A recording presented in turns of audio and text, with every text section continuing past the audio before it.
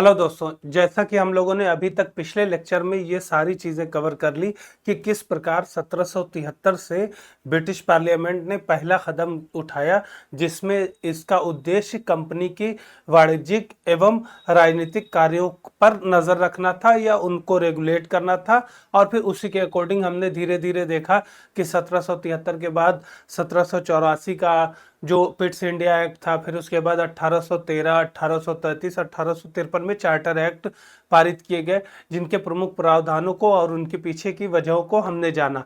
अब हम इस लेक्चर में आगे जो है हम 1857 तक की बात कर चुके थे। उसके बाद जो एक अच्छी सरकार बनाने के लिए या सुशासन के लिए जो अधिनियम था 1858, जो कि स्वतंत्रता संग्राम जो था 1857 का, उसके परिप्रेक्ष्य में प्रस्तुत किया गया था, जिसमें जो है ब्रिटिश क्राउन के अंतर्गत सारा शासन ला दिया गया और कंपनी को समाप्त कर दिया गया था या कंपनी के शासन को समाप्त कर दिया गया था।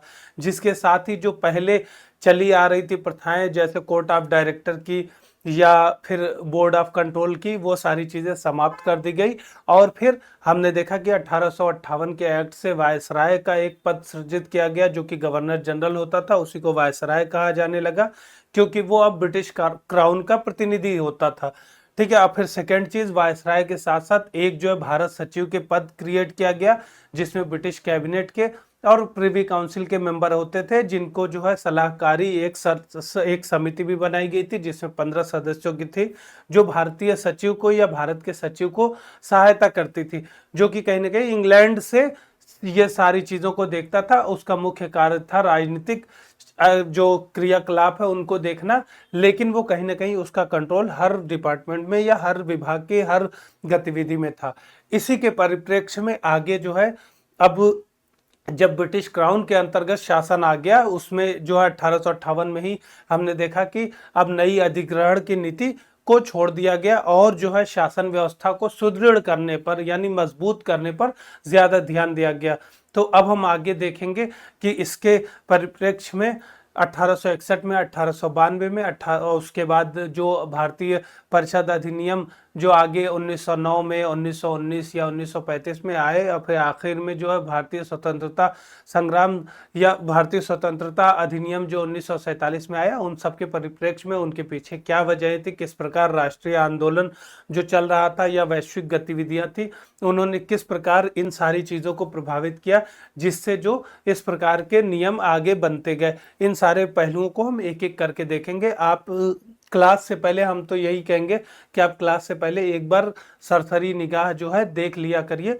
उससे क्या होगा कि आपके लिए क्लास या ये वीडियो क्लास आपके लिए एक तरह रिवीजन का कार्य करेगी, जिससे आपको आगे कुछ समय तक जो है आप भूलेंगे नहीं सारी चीज़ों को, और फिर इंटर रिलेट और ज़्यादा अच्छे से कर पाएंगे। तो हमने देखा कि 1800 मतलब पिछले कुछ इंपॉर्टेंट क्लास की अगर बात कर ले, तो हमने देखा कि 1853 के चार्टर एक्ट ने भारतीय केंद्रीय विधान परिषद का जो एक अलग विभाग, एक विधान परिषद बना दी, जिसमें जो है लॉ मेंबर या विधि सदस्य की भी नियुक्ति की गई। ये सारी चीजें स्टार्ट हो गई थी, जिसको एक तरह से, जिसने मिनी पार्लियामेंट की तरह से काम करना शुरू कर दिया। इसके आगे हम देखेंगे कि 1861 में क्या किया, क्योंकि 1857 का विद्रोह का बहुत बड़ा रीजन था कि उनके पास वो सारी जानकारी ही नहीं पहुंच पाई, या भारतीय जो समाज था या भारतीय लोग थे वो किस प्रकार की समस्याओं से डायरेक्ट जूझ रहे थे, इस चीज़ों से जो ब्रिटिश क्राउन था या ब्रिटिश पार्लियामेंट अवगत ही नहीं हो पाई। कंपनी के प्रशासन के जो मतलब कुशासन था या भ्रष्टाचार था कंपनी का, ये जो है ब्रिटिश पार्लियामेंट तक ही नहीं पहुंच पाया। तो इसकी वजह से जो उसकी परिणति हुई वो 1857 के संग्राम के रूप में हुई थी। तो इसीलिए 1861 में हमने देखा था कि चाहे वो सांकेतिक रूप से ही है, लेकिन जो गवर्नर जनरल की एग्जीक्यूटिव काउंसिल थी, उसमें जो है कहीं ना कहीं भारतीयों को भी शामिल करने का प्रयास किया गया, जिसमें जो है इसमें 3 मेंबर स्टार्टिंग में जोड़े गए। अब इन सब चीज़ों को आगे देखेंगे कि किस तरीके से चीज़ों में बदलाव हुआ। तो जैसे हम लिखा है कि 1857 के बाद जो है भारतीयों को भी प्रशासनिक व्यवस्था में कहीं ना कहीं जोड़ा गया। ठीक है। फिर उसके बाद 1861 के जो भारतीय परिषद अधिनियम है, इसकी मुख्य बातों की अगर बात करें तो इसका जो मतलब कॉन्टेक्स्ट था, हिस्टोरिकल कॉन्टेक्स्ट या इसके बैकग्राउंड की बात करें तो अब ब्रिटिश क्राउन आया था, तो 1858 का जो एक्ट था वो जल्दबाजी में पास किया गया था, जिसको 1857 के संग्राम के बाद ही उसी परिप्रेक्ष्य में अब ब्रिटिश क्राउन के कहीं ना कहीं सत्ता हस्तांतरण पर ज्यादा आधारित था।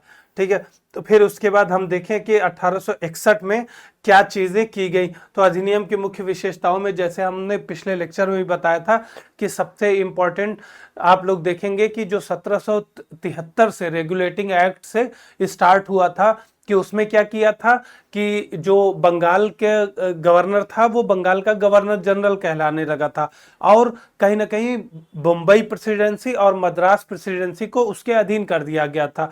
और इसकी जो चरम परिणति या क्लाइमेक्स की बात करें तो 1833 के एक्ट में हमने क्या देखा था कि लॉर्ड विलियम बेंटिक के अंतर्गत जो है पूरे भारत को उन्हें गवर्नर जनरल कहा जाने लगा या गवर्नर जनरल ऑफ इंडिया कहलाने लगे।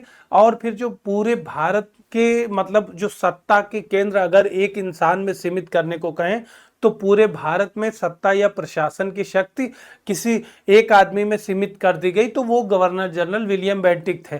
तो 1833 में देखा हमने कि पीक हो गया था कंसेंट्राइजेशन या केंद्रीकरण या संकेंद्रण, शक्तियों का संकेंद्रण का। तो उस कमी को भी दूर करने के लिए कि जिससे कोई इतना पावरफुल न बन सके, तो अब क्या है कि धीरे धीरे 1861 में ये क्लास लाया गया, फिर से डिसेंट्रलाइजेशन की तरफ भी आए, जिस यानी कि विकेंद्रीकरण कि सत्ता के जो अलग अलग पिलर हैं या स्तर हैं उनको भी विधायी शक्तियां और प्रशासनिक शक्तियों का हस्तांतरण किया गया, जिससे वो इंडिपेंडेंट होकर या स्वायत्त रूप से अपने क्षेत्रों का प्रशासन सुचारू रूप से कर सके। लेकिन अगर 1861 के इंपॉर्टेंट पहलुओं की बात करें तो जैसे जो बताया वो तो है ही, साथ में एग्जाम में जो पूछे जाते हैं इंपॉर्टेंट पॉइंट उनके बारे में अगर बात करें तो कुछ पॉइंट बहुत ज्यादा इंपॉर्टेंट है, जैसे कि पोर्टफोलियो सिस्टम या अध्यादेश या फिर जो लॉक बुक्स या संहिताकरण जो है, क्योंकि आपने जब भी आईपीसी की बात करते हैं तो क्या होता है 1860 का नाम लेते हैं, तो 1860 में यही चीजें हुई थी, इसीलिए संहिताकरण आगे हुआ था। लेकिन इसमें जो पोर्टफोलियो सिस्टम और अध्यादेश यानी ऑर्डिनेंस पास करने की जो शक्ति थी उसके बारे में बहुत ज्यादा एग्जाम में पूछा जाता है कि ये किस अधिनियम के तहत किया गया था, या फिर भारतीयों को प्रशासन के तहत जो है या गवर्नर जनरल की एग्जीक्यूटिव काउंसिल में किस एक्ट के तहत जो है भारतीयों को शामिल किया जाना शुरू किया गया था। तो ये तीनों क्वेश्चन जो है 1861 के अधीन ही आते हैं। अगर इस तरीके के क्वेश्चन आते हैं तो आप आसानी से कर सकते हैं। जैसे कि ये पहला ऐसा अधिनियम था जिसने विभागीय सिस्टम या पोर्टफोलियो सिस्टम को शुरुआत किया, पोर्टफोलियो सिस्टम, ठीक है,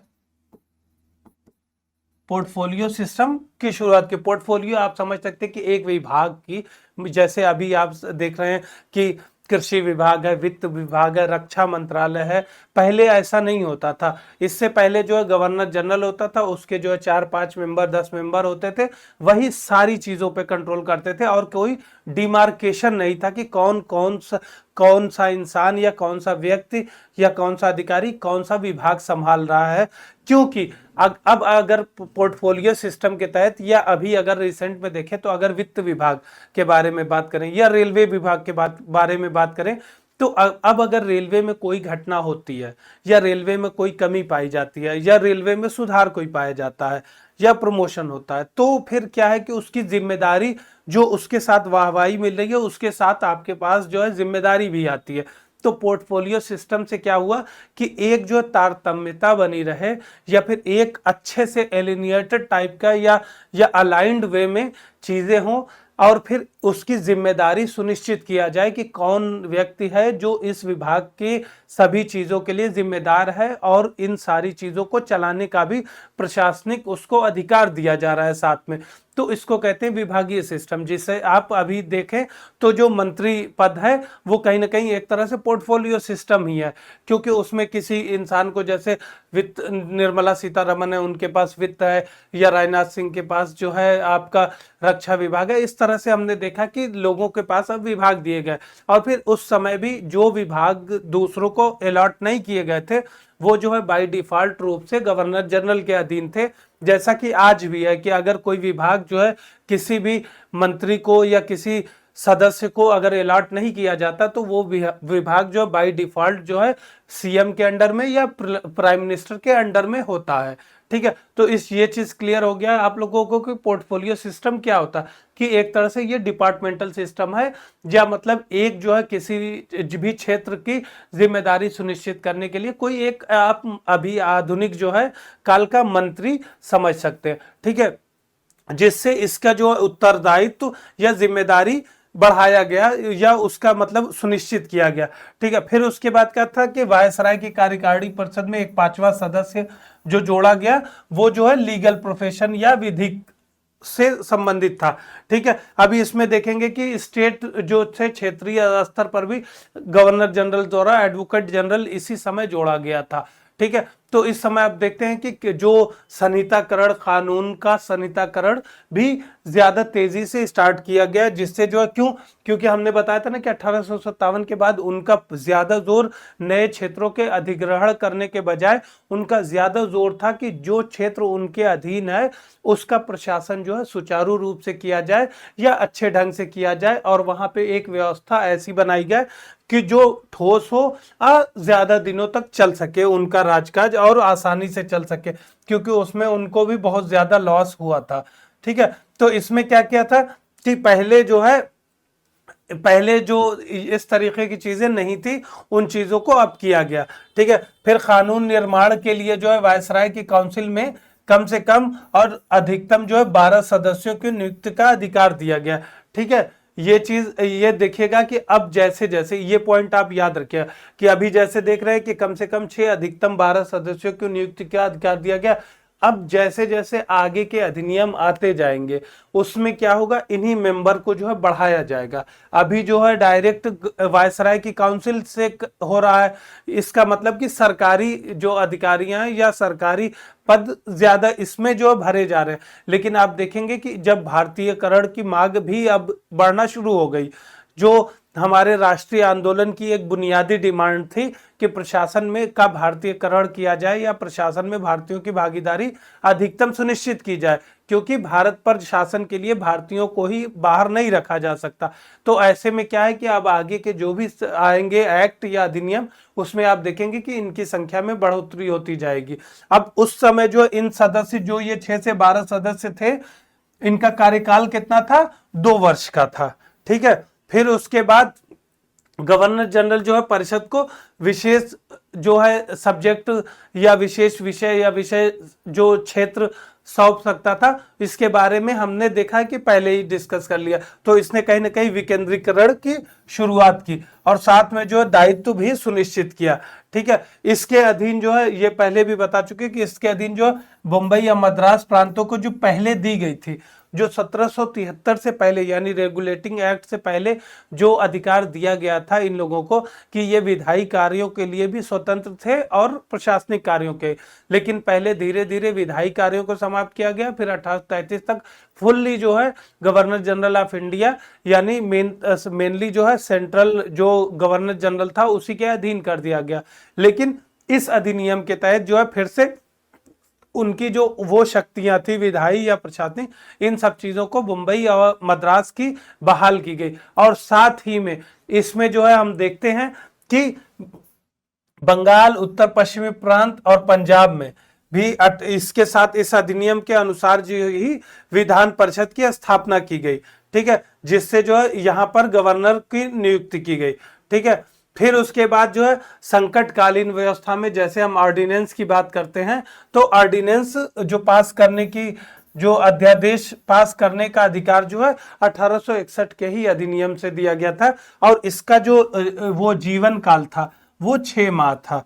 ठीक है, ये याद रखिएगा कि तब के समय में भी इसका जो जीवन काल था वो 6 माह ही था। और आज भी वही कानून अभी लागू है कि अगर मतलब सत्र में नहीं है संसद या फिर कोई इमरजेंसी है जिसमें पास किया जाना संभव नहीं है, तो ऐसे में जो प्रेसिडेंट जो अध्यादेश पास करता है उसकी जो अवधि होती है वो 6 माह की ही होती है। फिर उसके बाद क्या है कि गवर्नर जनरल जो है प्रांतों को सृजन कर सकता था और वहां पे गवर्नर भी मतलब व्यवस्था कर सकता था या गवर्नर अपॉइंट कर सकता था। ये सारी चीजें जो है इसके साथ आई। फिर उसके बाद जो हमने बोला था कि प्रत्येक प्रेसिडेंसी में भी जो है गवर्नर एडवोकेट जनरल की नियुक्ति कर सकता था, ठीक है, जो कि लॉ से संबंधित होता था या कानून से संबंधित अधिकारी होता था, जिसका कार्य था कि विधि से संबंधित जो सलाह होती थी वो गवर्नर को उस या प्रांतीय गवर्नर को देता था। और इसमें जो है गवर्नर जनरल को नियमों उपनियमों को या रूल्स और रेगुलेशन बनाने का भी अधिकार दिया गया, जो कि व्यापार से संबंधित थे। उसका जो है एग्जीक्यूटिव काउंसिल जो थी उसकी वही कर सकती थी, ठीक है। तो जो हम पहले भी बताए थे कि 1862 या स्टार्टिंग में बता दिए थे कि जो लॉर्ड कैनिंग ने 3 भारतीयों की नियुक्ति की थी वो बनारस के राजा और पटियाला के महाराजा और सर दिनकर राव थे। तो ये तीनों लोग थे। इन तीनों लोगों के भी बारे में कभी कभी पूछ देता है कि एक दो और नाम जोड़ देता है। जैसे दिनकर राव को जो है सर दिनकर राव, ये जो नाम है इसको जो है BN राव से रिप्लेस कर देता है। कभी कभी हम इसलिए बता रहे हैं क्योंकि एग्जाम में पूछा जाता है, तो BN राव से कर देता है रिप्लेस और फिर आप कंफ्यूज हो जाते कि इसमें से कौन नहीं जोड़े गए थे या कौन कौन जोड़े गए थे। तो वो जो थे BN राव भी बहुत ज्यादा बाद में आएंगे, क्योंकि वो जो है संवैधानिक जो संविधान सभा थी उसमें संवैधानिक सलाहकार थे। तो नाम कभी कभी ऐसे सिमिलर या मिलते जुलते नाम दे देते हैं जिससे जो है आप कंफ्यूज हो सके, तो उससे जो है आप बचिएगा। एक बार रिवीजन ये आगे बाद में जो है रिवाइज करने के लिए है कि किस तरीके से उन्हीं सारे जो पहले डिस्कस किए हैं उन्हीं प्रावधानों को यहाँ पर लिखा गया, ठीक है। अब हम आते हैं 1892 के। तो 1862 तो हमने देखा कि 1857 में जो विद्रोह हुआ था उसके परिप्रेक्ष्य में हुआ था। लेकिन 1857 के बाद जो है 1862 के एक्ट के बाद अगर देखें तो 62 के बाद जो है आपका 72, 82, 92 यानी कि कितना गैप है इसमें, 30 साल का लगभग, ठीक है। तो इन 30 साल के जो गैप में आपने देखा कि बहुत सारी चीजें हुई। अगर आप सारे फ्रंट पे देखें, एक तो राष्ट्रीय मूवमेंट जो राष्ट्रीय आंदोलन चल रहा था, आपने देखा कि 1861 या 62 के टाइम में कहीं ना कहीं धराशाही कर दिया गया था। जो स्वतंत्रता संग्राम का जो आंदोलन था उसको दबाने की वजह से कहीं ना कहीं सारी मांगे ठंडे बस्ते में चली गई थी। लेकिन इस बीच में जो अगला 30 साल हुआ उसमें जो बहुत ज्यादा चेंजेस आए। आप देख सकते हैं कि 1885 में कांग्रेस तक का गठन हो गया, और कांग्रेस के गठन से पहले भी आप देखें क्षेत्रीय और राष्ट्रीय स्तर पर जैसे इंडिया एसोसिएशन है या लैंडलॉर्ड्स होल्डर समिति है, इस तरीके की बहुत सारी छोटी छोटी समितियां बनी थी जो कि राजा राम मोहन राय के काल से आ रही थी। उनका कितनी समितियों का क्या हुआ कि स्टार्टिंग में एम जो उद्देश्य था सामाजिक कुरीतियों को दूर करना था, लेकिन कहीं ना कहीं उन्होंने भी प्रशासनिक बदलाव के लिए या प्रशासन में बदलाव को लेकर भी बहुत ज्यादा जोर डाला, जिसका असर अब आगे दिखा। जैसे कि आप 1892 में की भी 1882 की भी हमने जब इससे पिछले वीडियो में जब हम सेंसस की बात कर रहे थे या जनगणना की बात कर रहे थे तो हमने बताया था कि किस तरीके से जो 1892 में रिपन द्वारा जो लोकल सेल्फ गवर्नमेंट या स्थानीय स्वशासन की बात की गई, इस तरीके के आप देखें या जनगणना को लेकर देखें या इस समय आंदोलन को देखें, क्योंकि 1878 का जो लिटन एक्ट है, जो वर्नाकुलर प्रेस एक्ट है, वो भी आप समझ सकते हैं कि उस समय कितने तेजी से आंदोलन था। ये था कि मतलब अभी उस तरीके का उग्रवादी जो स्वरूप था वो धारण नहीं किया था जो कि आगे के काल में धारण करेगा। लेकिन 1892 तक बहुत ज्यादा दबाव ब्रिटिश प्रशासन पर भी सेवाओं के भारतीयकरण के लिए और रक्षा बजट को कम करने के लिए, और फिर जो धन भारतीय धन को जो ब्रिटेन भेजा जा रहा था अलग अलग माध्यम से, चाहे वो जो राज्य जो सचिव थे या ब्रिटिश या भारतीय सचिव का कार्यालय था, या फिर जो रेलवे में या अन्य जो ब्रिटिश द्वारा जो इन्वेस्टमेंट किया गया था जो उसका लाभांश जा रहा था जिससे कोई भारत को लाभ नहीं मिल रहा था। इसी समय इसी बीच में के काल में आप देखेंगे कि दादा भाई नौरोजी द्वारा लगातार प्रयास किया गया कि इकोनॉमिक जो पॉवर्टी है या आर्थिक रूप से गरीबी है भारत में, या अकाल की जो परेशानियां हैं उनके पीछे क्या वजह हैं। तो इस बीच में आपने देखा कि जो राष्ट्रीय आंदोलन था वो एक कंस्ट्रक्टिव था या संरचनात्मक था, जिसने जो ब्रिटिश पर दबाव डाला, ब्रिटिश प्रशासन पर, यहाँ भारत से लेकर इंग्लैंड तक दबाव डाला और अपने बातों को औचित्य के लिए फैक्ट प्रदान किए या फैक्ट पेश किए कि किस प्रकार भारत की गरीबी के लिए या अकाल के लिए, भुखमरी के लिए किस प्रकार जो है ब्रिटिश प्रशासन जिम्मेदार है और ब्रिटिश प्रशासन को किस तरीके से इसमें सहभागी के रूप में कार्य करना चाहिए। तो ठीक है, इतना आपके हिस्टोरिकल बैकग्राउंड आप समझ गए। ये हिस्ट्री का जब पढ़ेंगे या हिस्ट्री में जब आप पढ़ेंगे तो बहुत डिटेल में आप देखेंगे कि ये 30 साल जो हैं आगे, अब 1857 के बाद ग्रेजुअली देखेंगे कि कहीं ना कहीं इंटेंस होता जाएगा सारा पूरा आंदोलन, और आंदोलन की परिणति भी पूरे हिंदुस्तान के या पूरे मतलब भारतवर्ष में एक समान आपको दिखाई देगी।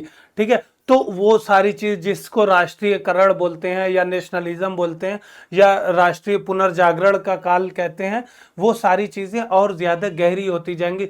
प्रेस जो है अपना काम बहुत ज्यादा इफेक्टिव या प्रभावपूर्ण रूप से कार्य करेगी। जैसे आपको बताया था कि वर्नाकुलर प्रेस एक्ट, जो देशीय भाषा में जो समाचार पत्र छपते थे उनको उनकी गतिविधियों को दबाने के लिए जो वर्नाकुलर प्रेस एक्ट जो लिटन के टाइम में 1878 में पास किया गया था।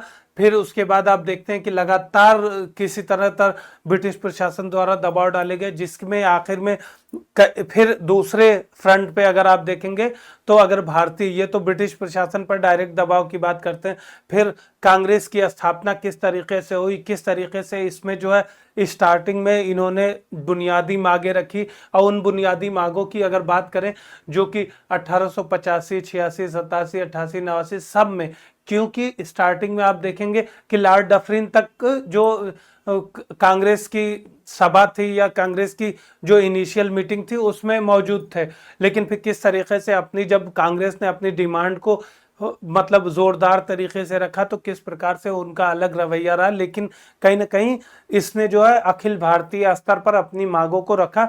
और अगर उनकी मुख्य मांगों की बात करें तो यही सारी मांगे हैं जिसको आप मेंस में भी आप लिख सकते हैं कि जैसे सेवाओं का भारतीयकरण या प्रशासन का भारतीयकरण, रक्षा क्षेत्र का जो बजट था, जो कि डिफेंस का बहुत बड़ा, कहीं ना कहीं हाफ जो था, आधा जो है बजट ब्रिटिश शासन का वो रक्षा पर खर्च किया जा रहा था, जिसकी जरूरत नहीं है, जो कि देश के अपलिफ्टमेंट पर यूज किया जा सकता था। तो इन सारी चीजों के लिए, इन सारी चीजों को कम करने को कहा गया। जो भारत सचिव का कार्यालय इंग्लैंड में था उसको कम करने का, इसी से रिलेटेड होम चार्जेस की बात आती है। तो होम चार्जेस उसे कहते हैं जो ब्रिटिश अधिकारियों द्वारा यहाँ पर से या फिर भारत सचिव के कार्यालय द्वारा जो चीजें या फिर पेंशन के माध्यम से जो भारतीय मुद्रा या भारतीय मनी जो है वो इंग्लैंड भेजी जाती थी, और जिसके बदले में भारत को कुछ नहीं मिलता था। तो उससे जो है कहीं ना कहीं भारत में वो चीजें, निवेश ही नहीं आता था। तो उससे कहीं ना कहीं जब निवेश ही दूसरी जगह पर होगा तो उससे जो है भारत पर सीधा असर नहीं पड़ता था, जिसकी वजह से जो है यहाँ पर अकाल आए, हथकरघा बुनकर जो भी थे, जो लोकल थे, वो उसी की वजह से ग्रामीण अर्थव्यवस्था टूट गई। अकाल लगातार पड़े, आप देखते हैं कि कितने बड़े बड़े अकाल पड़े। उसी से रिलेटेड ये कमीशन तो बनाते रहे, लेकिन उस कमीशन का कोई भी फायदा नहीं हुआ, जिसको आगे आप देखेंगे कि बाल गंगाधर तिलक के टाइम में जब पूना प्लेग फैला तो कितना अहम, उस कितना मतलब प्रोटेस्ट हुआ, लेकिन उसका कोई फायदा इतना उस तरीके से ब्रिटिश प्रशासन पर नहीं हुआ, क्योंकि उनकी मुख्य जो बुनियाद थी वही थी आर्थिक दोहन पर या आर्थिक शोषण पर, जो कि किसी कॉलोनी के साथ किया जाता है। तो उन लोगों ने क्या किया कि भारत को एज अ कॉलोनी ही ट्रीट किया, और उनका मुख्य जो उद्देश्य था वो भारत से अपने लाभ को अधिकतम करना था। तो इसीलिए अगली कड़ी में उन्होंने यही चाहा कि थोड़ा सा भारतीयकरण करते हैं या भारतीय अर्थव्यवस्था में भारतीयों को शासन में लेते हैं, जिससे उनका प्रशासन सुदृढ़ बना रहे। क्योंकि ये भी आप सेफ्टी वाल्व थियरी की बात करते हैं, सेफ्टी वाल्व थियरी कहते हैं,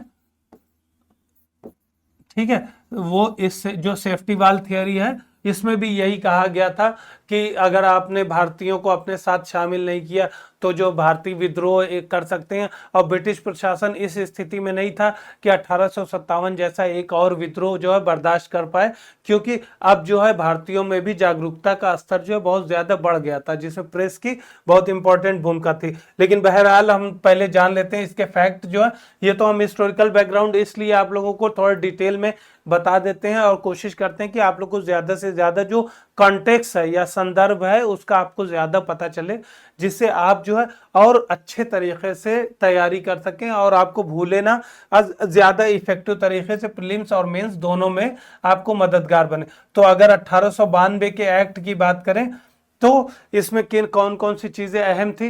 जैसे पहले बताया था कि नंबर ऑफ मेंबर जो हैं या सदस्यों की संख्या बढ़ा दी जाएगी बाय डिफॉल्ट तरीके से, ये एक कॉन्सेप्ट है, याद रखिएगा। तो इसके वजह से क्या क्या केंद्रीय और प्रांतीय विधान परिषदों में अतिरिक्त गैर सरकारी सदस्यों की सरकार संख्या बढ़ा दी गई, लेकिन जो है बहुमत सरकारी सदस्यों का ही बना रहा। मतलब जो है भारतीय सदस्यों की संख्या या भारतीय लोगों की संख्या जो है अब परिषद में और ज्यादा बढ़ा दी गई। ठीक है, उसके बाद सेकंड क्या है कि उन्हें बजट पर बहस करने का अधिकार दिया गया। सदस्य प्रश्न पूछ सकते थे, कार्यपालिका को प्रश्न का उत्तर देने के लिए अधिकृत किया गया था, लेकिन ये याद रखिएगा अभी तक जो अनुपूरक प्रश्न नहीं पूछ सकते थे। ठीक है, अनुपूरक प्रश्न पूछ नहीं सकते थे, मतलब कि अगर कोई आपने प्रश्न पूछा है और उस पर कोई कंफ्यूजन हो रहा है या आप सेटिस्फाई नहीं हो रहे हैं तो उसके लिए फिर से जो है क्वेश्चन नहीं पूछ सकते थे। जैसे आप पढ़ेंगे, अगर जब संविधान की बात पढ़ेंगे तो आप पढ़ेंगे स्टार्ड क्वेश्चन, अनस्टार्ड क्वेश्चन, इस तरीके के इन दोनों में फर्क देख लीजिएगा। कभी कभी पूछ देता है कि अनस्टार्ड क्वेश्चन क्या है, तो किसमें जो है अनुपूरक प्रश्न पूछे जा सकते हैं, किसमें नहीं पूछे जा सकते, वही डिफरेंस है।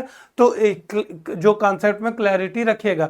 ठीक है, फिर इसमें क्या हुआ कि इसमें विधान परिषद और बंगाल चैम्बर ऑफ कॉमर्स में जो केंद्रीय विधान परिषद, ये कहीं नॉमिनेट करने की भी शक्तियां दी।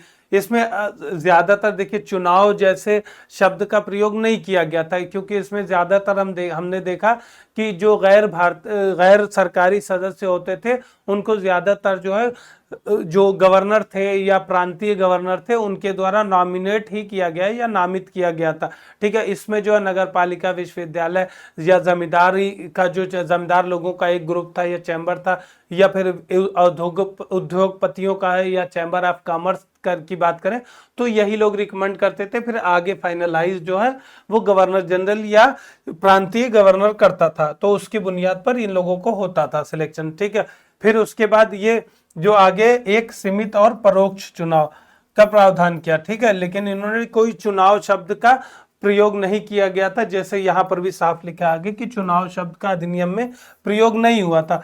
लिमिटेड टाइप से इनडायरेक्ट टाइप का हुआ चुनाव, कि जैसे कहा ना कि आपको चैम्बर ऑफ कॉमर्स ने या जमींदारी एसोसिएशन ने या फिर और जो कमीशन थे, जो एक समिति थी, उन लोगों ने अपने लोगों को नॉमिनेट किया तो वहां पर उससे चुनाव हुआ, लेकिन उस चुनाव शब्द का प्रयोग नहीं किया गया, क्योंकि मेनली जो है सारी प्रक्रियाएं जो है नामांकन पर ही या नॉमिनेशन पर ही आधारित थी। ठीक है, अब 1892 के और जो अगर आगे के हम बताएं तो संविधान जो सदस्यों की संख्या तो बढ़ा दी गई थी, जो अब क्या कर दी गई, कम से कम 10 अधिकतम 16 कर दी गई।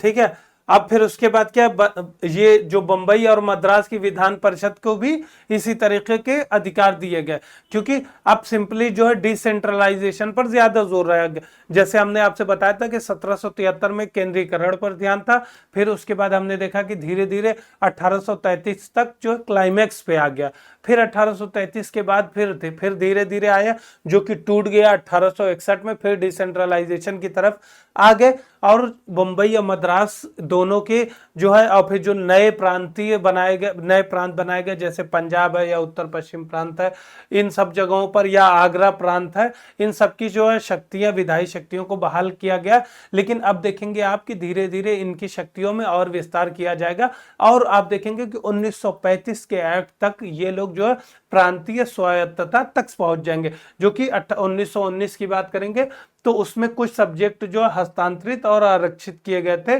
उसी तरीके से 1935 में जो है पूर्ण ऑटोनॉमी दे दी जाएगी या फुल ऑटोनॉमी दे दी जाएगी स्टेट को, कि वो कुछ अपने जो है अपना जो भी सब्जेक्ट दिए गए उनमें पूर्णतः जो है इंडिपेंडेंट होकर चला सकते हैं, जैसे अभी वर्तमान में व्यवस्था लागू है।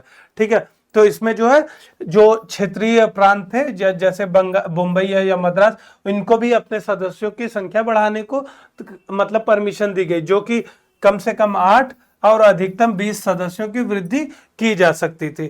ठीक है, फिर उसके बाद क्या है कि कोई मतलब इस तरीके के ऐसे कोई प्रोविजन नहीं है अभी इसमें जो हमें जानने चाहिए। ठीक है, तो इसमें एक तरह से आपने देखा कि बजट से संबंधित है कि आप प्रश्न अनुपूरक प्रश्न पूछ सकते थे, सदस्यों की संख्या बढ़ा दी गई और फिर प्रांतों में भी इसी प्रकार बढ़ाया गया और जो है शक्तियों का विस्तार किया गया। लेकिन एक तरह से कह सकते हैं कि इस जो ये अधिनियम था इतना ज्यादा मतलब इम्पैक्टफुल नहीं था, क्योंकि जो पिछले चीजें चल रही थी उन्हीं चीजों को और रिकॉग्नाइज करने के लिए या वैलिडेट करने के लिए या कहीं ना कहीं थोड़ा और उसमें प्रोविजन को विस्तार करने की बात ज्यादा की गई। इसलिए इसमें कुछ ऐसा हम पॉइंट नहीं पाते, सिर्फ एक बजट से संबंधित प्रावधान है कि बजट के बारे में डिस्कस करने का किया गया, प्रश्न पूछ सकते थे लेकिन अनुपूरक प्रश्न नहीं पूछ सकते थे, और सीमित स्तर पर चुनाव जैसी प्रक्रिया अपनाई गई लेकिन उसको नामांकन नाम दिया गया और चुनाव शब्द का कहीं प्रयोग नहीं किया गया। ये याद रखिएगा, क्योंकि ये कभी कभी जो है आपके एग्जाम में आ जाता है कि चुनाव शब्द का प्रयोग किया गया, लेकिन चुनाव शब्द का नहीं प्रयोग किया गया था, सबसे पहले जो 1909 में किया गया था। ठीक है, जो मार्लियामेंटो एक्ट कहते हैं, जो ये बार बार इसीलिए क्लियर शब्दों में लिखा है कि चुनाव का इस्तेमाल जो है नहीं किया गया था, क्योंकि ये कहीं ना कहीं अप्रत्यक्ष रूप से था। अब हम आते हैं 1909 के एक्ट पे डायरेक्ट। ठीक है, क्योंकि 1900 अब जैसे आपको कॉन्टेक्स्ट पता, अब अगर 1892 की बात कर रहे थे तो उस टाइम में एज ऑफ कंसेंट एक्ट भी आया था, उसको आप लोग देख लीजिएगा, उससे भी कभी कभी पूछ देता है, क्योंकि बाल गंगाधर तिलक का जो रोल था वो कहीं ना कहीं या राष्ट्रीय स्तर पर जो खत बढ़ा था वो उसका, जबकि उनका अपोज किया था एज ऑफ कंसेंट एक्ट, वो आप लोग देख लीजिएगा डिटेल में कि क्या था। ठीक है, हम आगे अगर हिस्ट्री का कभी कोई टॉपिक आए तो उसमें और ज्यादा डिटेल में देख लेंगे उसे।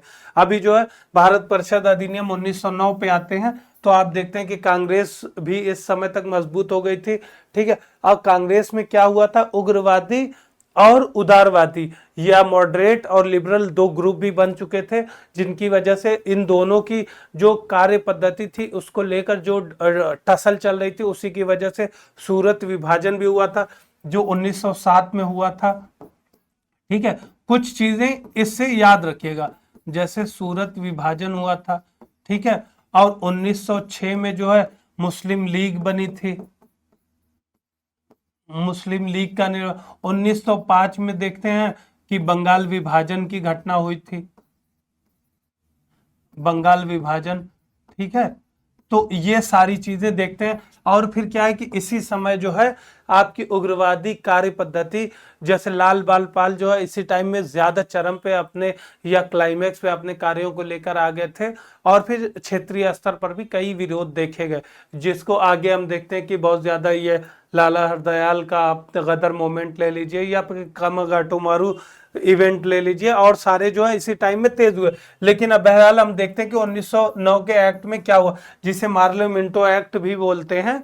ठीक है, तो इसमें क्या किया, अब प्रांतीय विधान परिषदों के अब मेन जो है केंद्रीय परिषद, इन दोनों की क्या होगा, सदस्यों की संख्या बढ़ जाएगी, जैसा कि हमने पहले ही बताया कि ये चीज एक आपने दिमाग में रखिएगा। सदस्यों की संख्या की जहां तक बात है तो सिंपली एक लॉजिक है कि कैसे अभी है कि उत्तर प्रदेश विधान परिषद या विधानसभा की में सदस्यों की संख्या अलग है, उत्तराखंड में उत्तराखंड की जो विधानसभा है उसके सदस्यों की संख्या अलग है, मिजोरम या त्रिपुरा में विधानसभा के सदस्यों की संख्या अलग है। तो वो क्या है कि उसके क्षेत्र के अनुसार निर्धारित होती है, और वहां रहने वाले जो आबादी है, क्षेत्रफल है, इन सब चीजों को कंसीडर करके वहां की जनसंख्या के हिसाब से सदस्यों की संख्या निर्धारित की जाती है, और उस क्षेत्र की या उस राज्य की क्षमता के अनुसार भी ये चीजें डिसाइड होती है फाइनल। तो ऐसे में क्या होगा कि सिंपली ये फैक्ट है कि कोई भी केंद्रीय सरकार की तो आप सीटों का निर्धारण कर सकते हैं, लेकिन क्षेत्रों की जो है वहां के जनसंख्या के आधार पर या क्षेत्रफल के आधार पर की जा सकती है। तो ऐसे में क्या है, एक समान नहीं होगी विधान परिषद में। जो प्रांतीय विधान परिषद है उसमें जो है सदस्यों की संख्या एक समान नहीं होगी। लेकिन इसने क्या किया कि केंद्रीय परिषद में, अभी तक हम बात कर रहे थे ना, सरकारी बहुमत इन्होंने बनाए रखा था, यानी जो सरकारी सदस्य थे या जो जो गवर्नर जनरल द्वारा अपॉइंट किए जाते थे या जो प्रांतीय गवर्नर द्वारा अपॉइंट किए जाते थे, उन्हीं सदस्यों का बहुमत था। तो वो कहीं ना कहीं डिसीजन मेकिंग या निर्णय में सबसे ज्यादा मतलब योगदान करते थे और उनके योगदान को ही फाइनलाइज समझा जा सकता था। भारतीय एक तरह से सिर्फ आवाज उठा सकते थे, लेकिन भारतीयों के पास अपनी शक्ति सीमित थी क्योंकि वो गैर सरकारी सदस्यों की जो संख्या थी वो कम थी। लेकिन इस एक्ट में देखेंगे 1909 के एक्ट में केंद्रीय परिषद में तो सरकारी बहुमत को बनाए रखा गया, मतलब जो सेंट्रल लेजिस्लेटिव असेंबली थी उसमें तो बनाए रखा गया, लेकिन प्रांतीय परिषद में अब जो है गैर सरकारी सदस्यों के बहुमत की अनुमति थी।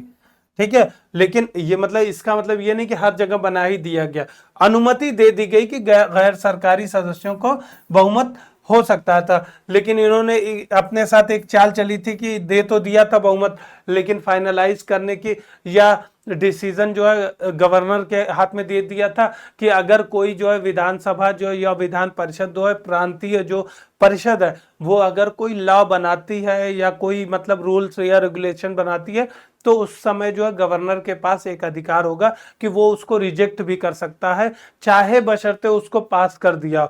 तो बहुत ज्यादा इसका मतलब नहीं था, लेकिन एक सिग्निफिकेटरी या फिर एक सिंबॉलिक जो है कहीं ना कहीं भारतीयों की जीत थी इसके तहत कि अब जो है गैर सरकारी बहुमत का प्रावधान शामिल किया गया था। दूसरा क्या हमने बात किया था कि उस समय जो है बजट पर चर्चा कर सकते थे। ठीक है, लेकिन अब क्या होगा कि बजट पर जो प्रश्न पूछे जा सकते थे, लेकिन अब जो है अनुपूरक प्रश्न पूछे जा सकते थे। जैसे हमने बताया था ना कि आप अनुपूरक प्रश्न नहीं पूछ सकते थे, बजट पर सिर्फ चर्चा कर सकते थे। लेकिन अब क्या है कि बजट पर अनुपूरक प्रश्न पूछ सकते थे, बजट पर संकल्प भी आप ला सकते थे कि किस प्रकार खर्च किया जा रहा है। मतलब एक तरह से जो बजट में खामियां हैं या भारतीय क्षेत्रों की उपेक्षा की जा रही है या नकारा जा रहा है, उसको लेकर विरोध प्रदर्शन आप जो है जाहिर कर सकते थे, उसको लाकर आप अपना संकल्प प्रस्तुत कर सकते थे। ठीक है, तो ये चीज आप समझ गए कि अब जो है 1909 के एक्ट से जो है अनुपूरक प्रश्न पूछा जा सकता था। ठीक है, ये चीज क्लियर रखिएगा। ठीक है, अब इस अधिनियम के तहत पहली बार किसी भारतीय को वायसराय या गवर्नर की कार्य परिषद के एसोसिएशन में जो मेंबर बनाने का प्रावधान किया गया, जिसमें जो सत्येंद्र प्रसाद सिन्हा जो थे इनको बनाया गया था, ये पहले मेंबर थे। गवर्नर की कार्य एग्जीक्यूटिव काउंसिल थी उसके जो है पहले मेंबर थे सत्येंद्र प्रसाद सिन्हा। ये जो है जनरली लॉ मेंबर थे। ठीक है, अभी देख लेते हैं इसका क्या, हाँ विधि मेंबर ही थे। हम इसलिए क्रॉस क्वेश्चन करते हैं, चेक कर लेते हैं, जिससे कि कभी आप तक कोई गलत जानकारी न पहुंचे। अगर हमें कभी कंफ्यूजन होगा कभी भी तो हम जरूर उस चीज को पॉइंट आउट कर देंगे कि आप लोग ये फैक्ट जो है जरूर चेक कर लीजिएगा। ऐसे में क्या है कि हमारा मकसद जो है कहीं ना कहीं आपका एग्जाम क्वालिफाई करना है। हमें अपना मतलब उस चीज पे कम जोर है कि हम आपको अपना ज्ञान दिखाएं या फिर मतलब बड़कपन दिखाएं, वो उस चीज का कोई फायदा नहीं है, ना हमारे काम का है ना वो आपके काम का। उससे क्या है कि आदमी डिस्टर्ब ज्यादा होता है, डेविएट होता है। तो ऐसे में आप लोग इस चीज को याद रखिएगा। अगर आप लोगों को भी कभी कोई मतलब ऐसा लगता है कि सजेशन दिया जा सकता है तो आपके पास हमारा नंबर भी है, कांटेक्ट नंबर, तो आप उस पर भी हमें कभी भी कॉल कर सकते हैं या मैसेज कर सकते हैं। तो ये चीज अपने दिमाग में बनाए रखिएगा कि अगर आपको कहीं पर भी कोई भी क्वेश्चन या डाउट आए तो आप बेझिझक जो है पूछ सकते हैं। तो ये सत्येंद्र प्रसाद सिन्हा जो थे ये पहले जो है लॉ मेंबर थे, गवर्नर जनरल की एग्जीक्यूटिव काउंसिल के मेंबर के तौर पे इन्हें शामिल कर दिया गया था। और अब जो आता है जो 1909 का सबसे कंट्रोवर्शियल या सबसे मतलब बेकार मतलब पहलू, जो इसने आगे जो है कहीं ना कहीं हिंदू मुस्लिम की झगड़े के बीच में और तनाव को जो बढ़ाया, उसमें जो है पृथक निर्वाचन आयोग की स्थापना। ठीक है, या इसका प्रावधान, तो जिसमें जो है मुस्लिमों को जो है पृथक निर्वाचन के आधार पर मुस्लिमों को सांप्रदायिक रूप से प्रतिनिधित्व दिया गया। ठीक है। तो ये जो है सबसे जो है अगर एक तरह से कहें कि बेकार प्रावधान, जिसकी वजह से आगे पाकिस्तान और बांग्लादेश जैसे जो अभी देश बने हैं उनके पीछे कहीं ना कहीं जो बीज कहते हैं वो वही है। क्योंकि क्या हुआ कि जब कांग्रेस मजबूत होने लगी तो 1995 में, 1905 में जब बंगाल का विभाजन हुआ तो कई जगह अंग्रेजों ने देखा कि बंगाल विभाजन का विरोध किया गया, जबकि बंगाल विभाजन करने के पीछे मंशा यही था कि जो ईस्ट बंगाल है या जिसे आज बांग्लादेश कहते हैं और वेस्ट जो बंगाल है जिसको आज पश्चिम बंगाल कहते हैं, इन दोनों में क्या था कि आबादी का उलट था कि जो पूर्वी बंगाल जो बांग्लादेश है वो मुस्लिम डोमिनेटेड था और जो पश्चिमी बंगाल था वो हिंदू डोमिनेटेड था। तो अंग्रेजों ने ये दिमाग लगाया कि हम अपने नोटिस में ये बताएंगे कि ये प्रशासन की व्यवस्था बनाए रखने के लिए ऐसा किया जा रहा है, क्योंकि बंगाल जो है बहुत बड़ा क्षेत्र पड़ जा रहा है या बंगाल प्रोविंस जो है बड़ा क्षेत्र पड़ जा रहा है। लेकिन उसके पीछे मेन मकसद था हिंदू मुस्लिम के बीच में बंटवारा करने का। ठीक है, तो उस चीजों के लिए ही आगे आप देखेंगे कि 1905 में बंगाल का विभाजन हुआ और 1906 में मुस्लिम लीग की स्थापना की गई, जिसमें नवाब आगा खां, सलीमुल्लाह, ये सारे लोग जो है शामिल थे। ठीक है, इसी ने आगे डिमांड जो है रखी अपनी सांप्रदायिक प्रतिनिधित्व की, जिसको जो 1909 में ही दे दिया गया। तो 1909 में देने का मकसद यही था कि हिंदू मुस्लिम के बीच में जो है बंटवारा करना या मतलब बांटो और राज करो की नीति को अपनाना। ठीक है, तो इसीलिए जो है लॉर्ड मिंटो को जो है सांप्रदायिक जो निर्वाचन है उसके जनक भी कहा जाता है। लेकिन एक बात याद रखिएगा कि इसमें जो है सिर्फ ऐसा नहीं है कि मुस्लिमों को ही दिया गया था प्रतिनिधित्व, इसमें जो है जो चैम्बर ऑफ कॉमर्स है या जमींदारों के लिए जो बता रहे अभी बात की थी कि जमींदारों के एसोसिएशन थे उनके लिए, या विश्वविद्यालय के जो सीनेटर थे या जो उसके लिए विश्वविद्यालय के लिए, इन लोगों के लिए भी सीटें आरक्षित की गई। लेकिन इन दोनों में एक फर्क है बेसिक, जिसको बहुत ज्यादा लोग यूज करते हैं कि इस फैक्ट को बहुत ज्यादा अभी भी लोग बताते कि ऐसा नहीं है कि सिर्फ मुस्लिमों को ही निर्वाचन दिया गया था अलग से, इसमें जो है चैम्बर ऑफ कॉमर्स को या जमींदारों को अलग से भी उनके लिए भी पृथक प्रतिनिधित्व या सेपरेट इलेक्टोरेट का प्रावधान किया गया था। ठीक है, लेकिन इन दोनों में एक बेसिक फर्क है। ठीक है, इन दोनों में बेसिक फर्क है कि इसमें भी मुस्लिम भी तो हो सकता है, ये धर्म के आधार पर नहीं है। ये जो कार्य है जो सांप्रदायिक प्रतिनिधित्व ये धर्म के आधार पर दिया जा रहा है, क्योंकि आगे भी विस्तार किया गया 1919 के अधिनियम में देखेंगे तो महिलाओं के भी शामिल किया गया है इसमें, लेकिन उसमें जो महिलाओं के धर्म को पूछ के नहीं किया, लेकिन 1909 में जो किया था वो धर्म के आधार पर किया था, जिसमें मुसलमानों को जो है प्रतिनिधित्व दिया गया सेपरेट इलेक्टोरेट। 1919 में इसमें और बढ़ा के जो है सिख को, फिर एंग्लो इंडियन, फिर यूरोपियन, इन लोगों को भी शामिल कर लिया गया और इसका विस्तार किया। इसी परिणति को आगे बढ़ाने के लिए जो कम्युनल अवार्ड दिया गया था उसमें और ज्यादा बढ़ाने के लिए दलित के लिए भी, दलित वर्ग के लिए भी अलग से पृथक निर्वाचन दिया गया था। बहरहाल जिसको जो पूना पैक्ट के तहत जो समाप्त किया गया गांधी जी और अंबेडकर द्वारा मिलकर। लेकिन बहरहाल आप ये याद रखिए फैक्ट कि इसमें सिर्फ जो सेपरेट इलेक्टोरेट का प्रावधान था वो सिर्फ मतलब मुस्लिम के लिए ही नहीं था, मुस्लिम के साथ जो है इन लोगों के लिए भी था कि प्रेसिडेंसी कॉर्पोरेशन या चैम्बर ऑफ कॉमर्स, विश्वविद्यालय और जमींदारों के ग्रुप के लिए। ठीक है, ये याद रखिएगा। इसमें एक फैक्ट कि लॉर्ड मिंटो को सांप्रदायिक निर्वाचन के पिता या जनक कहा जाता है, ये सिंपली आपको पहले बता चुके हैं। ठीक है, ये जो है वही उसी चीज को रिवाइज किया गया है। अब हम आते हैं 1919 के अधिनियम, भारत सरकार अधिनियम 1919, जिसकी परिणति क्या थी कि 1917 में ही जो है इसको लेकर जो है अनाउंसमेंट कर दी गई थी कि जो भारत में अच्छे शासन या भारतीयकरण के लिए आगे जो है जल्द से जल्द प्रयास किए जाएंगे या कोशिश किया जाएगा।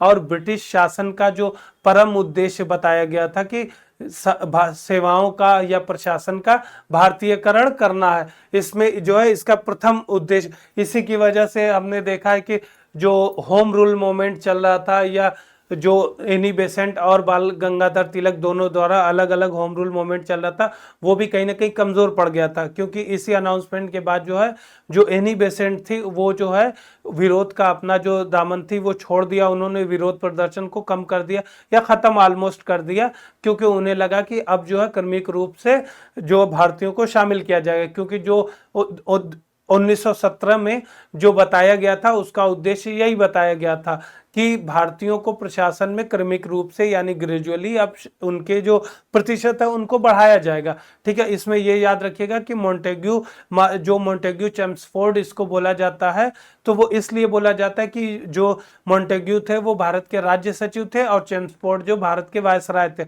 उसी तरह मिंटो मार्ले की जो बात कर रहे हैं जो 1909 का है, उसमें भी इसी तरह था कि एक जो है वायसराय थे, एक जो है राज्य सचिव थे। ठीक है, अब ये 1917 के आधार पर जो ये बात ब्रिटिश सरकार ने घोषणा की थी कि क्रमिक रूप से भारतीयों की हिस्सेदारी बढ़ानी है, उसी पर बेस्ड ये लॉ था।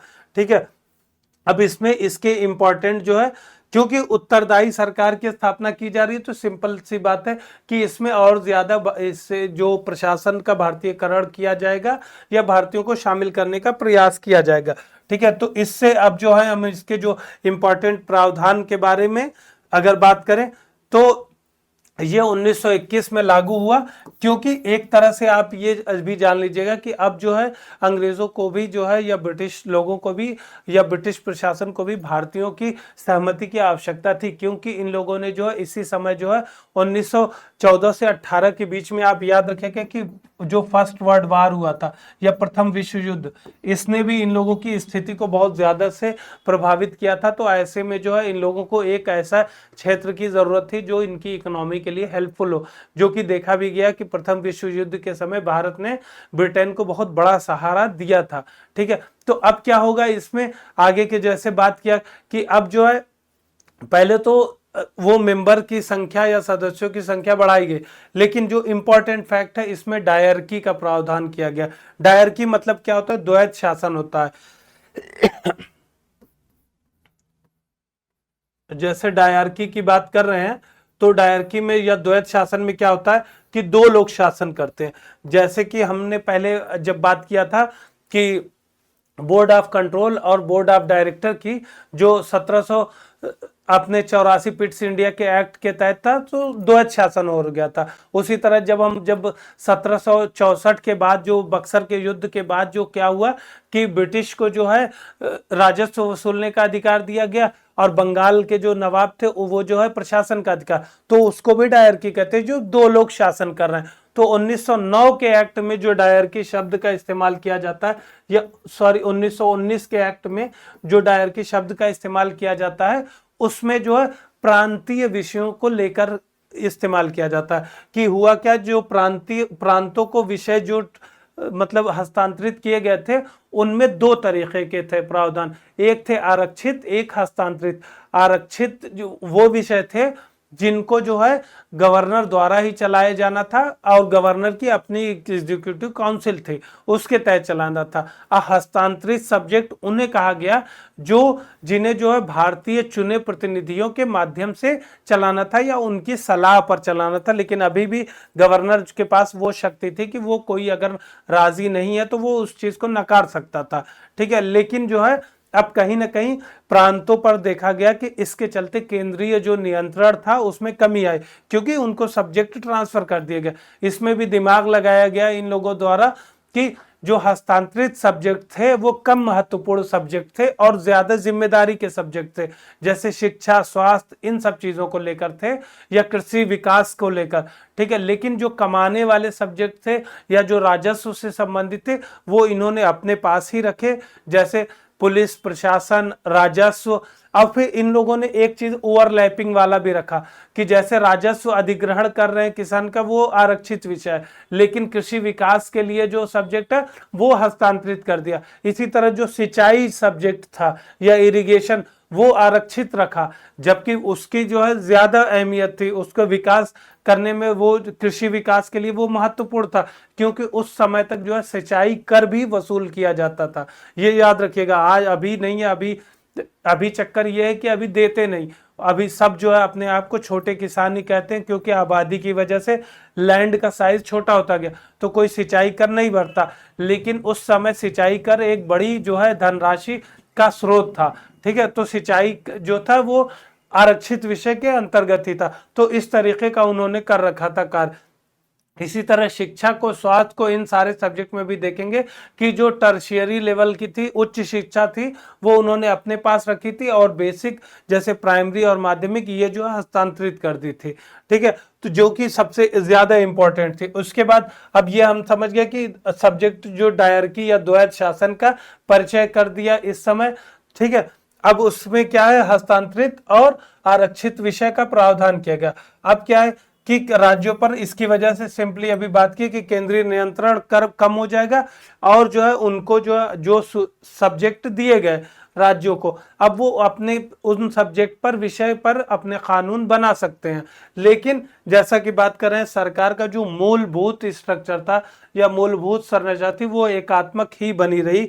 आज के फेडरल स्ट्रक्चर या संघवादी संरचना से कंफ्यूज मत होइएगा। ठीक है, जैसा कि पहले बताया, प्रांतीय विषयों को दो भागों में विभाजित किया गया, हस्तांतरित और आरक्षित। हस्तांतरित में जो है वो विषय पर गवर्नर का शासन होता था, आरक्षित पर गवर्नर का होता था, हस्तांतरित पे जो होता था वो उनका होता था जो हस्तांतरित कर दिए जाते थे, जैसा कि शब्द से ही डिफाइन है। ठीक है, और फिर इसमें क्या है कि पहली बार देश में जो है द्विसदनीय व्यवस्था का मतलब इंट्रोड्यूस किया गया और प्रत्यक्ष निर्वाचन की व्यवस्था की गई। प्रत्यक्ष निर्वाचन का मतलब यह कि डायरेक्ट जो है वोट दिए जा सकते थे, लेकिन इसमें भी इन लोगों ने क्लास लगाया था कि अपने हिसाब से दे सकते थे। इसमें जो है संपत्ति, शिक्षा या कर, कुछ बाउंडेशन लगा दी थी कि जिनके आधार पर ही वोट देने के लिए एलिजिबल होते थे लोग, जिसमें जो है कहीं ना कहीं जो है इस प्रावधान के तहत जो देश की जो है लगभग 10% आबादी जो है वोट दे सकती थी। ऐसा मत सार्वभौमिक मताधिकार जैसा अभी है यूनिवर्सल जो फ्रेंचाइजी है उससे कंफ्यूज मत होइएगा। उस समय लगभग जो है 10% लोग ही वोट देने के लिए एलिजिबल थे या पात्र थे, जिनका आधार जो था शिक्षा का स्तर उनके, या फिर उनके द्वारा कर प्रदान किया गया, या उनकी संपत्ति। ठीक है, इन तीनों चीजों पर बेस थे। फिर उसके बाद द्विसदनीय व्यवस्था का मतलब जो है लोकसभा और राज्यसभा जैसे संस्थाओं का, यानी दो जगहों का, दो सदनों का निर्माण।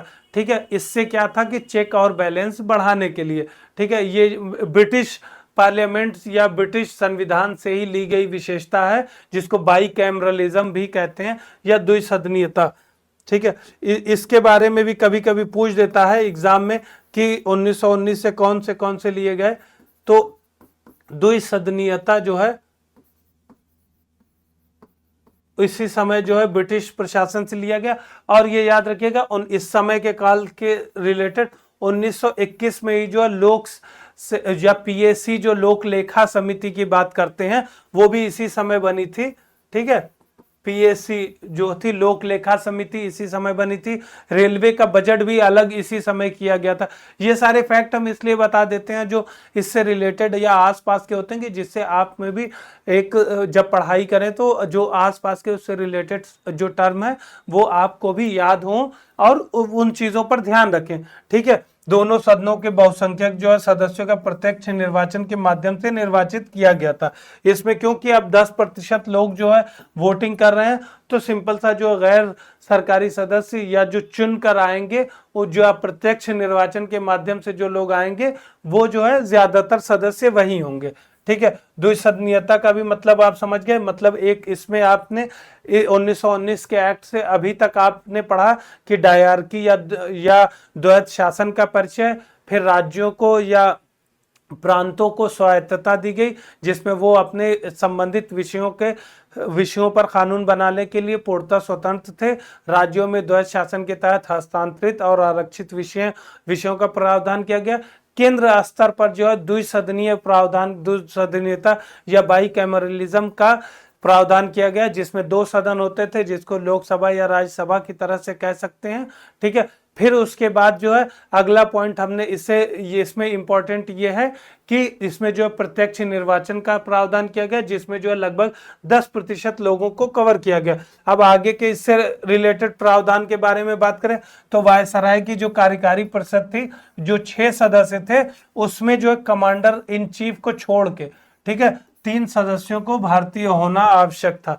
ठीक है, तो पहले हमने क्या पढ़ा था कि सिर्फ 1909 के एक्ट में सत्येंद्र प्रसाद सिन्हा जो बने थे, जो विधि सदस्य थे, वो एकलौते सदस्य थे, या एक मेंबर का आवश्यक हुआ था या उनके में शामिल किया जाना शुरू हुआ था। लेकिन अब 3 सदस्यों का जो है मैंडेटरी कर दिया, यानी आवश्यक कर दिया। फिर जो हमने पृथक निर्वाचन के मतलब स्थापना की बात की थी, जिसमें मुस्लिमों को प्रतिनिधित्व दिया गया था, साथ में जमींदारों को, फिर विश्वविद्यालय संघ को या चैम्बर ऑफ कॉमर्स को दिया गया था। उस चीज को और ज्यादा बढ़ा के पृथक निर्वाचन को या सेपरेट इलेक्टोरेट को सांप्रदायिक आधार पर सिखों को भी अब शामिल किया गया, भारतीय ईसाइयों को, आंग्ल भारतीयों को और यूरोपियों के लिए भी पृथक निर्वाचन की व्यवस्था की गई, जिससे आप ये देख सकते हैं कि किस तरह से इन लोगों ने, जो ब्रिटिश लोगों ने, जो बांटो और राज करो की नीति जो को और ज्यादा प्रमोट किया। क्योंकि इस समय तक देखें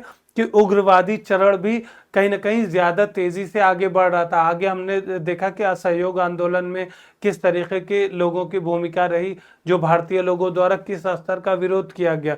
ठीक है, तो इन सब चीजों की ये सारे इंपॉर्टेंट जो प्रोविजन है उनको याद रखिएगा। फिर अगला ये, जैसे इसके बारे में बात कर चुके हैं, संपत्ति कर शिक्षा के आधार पर सीमित संख्या में लोगों को मताधिकार बना।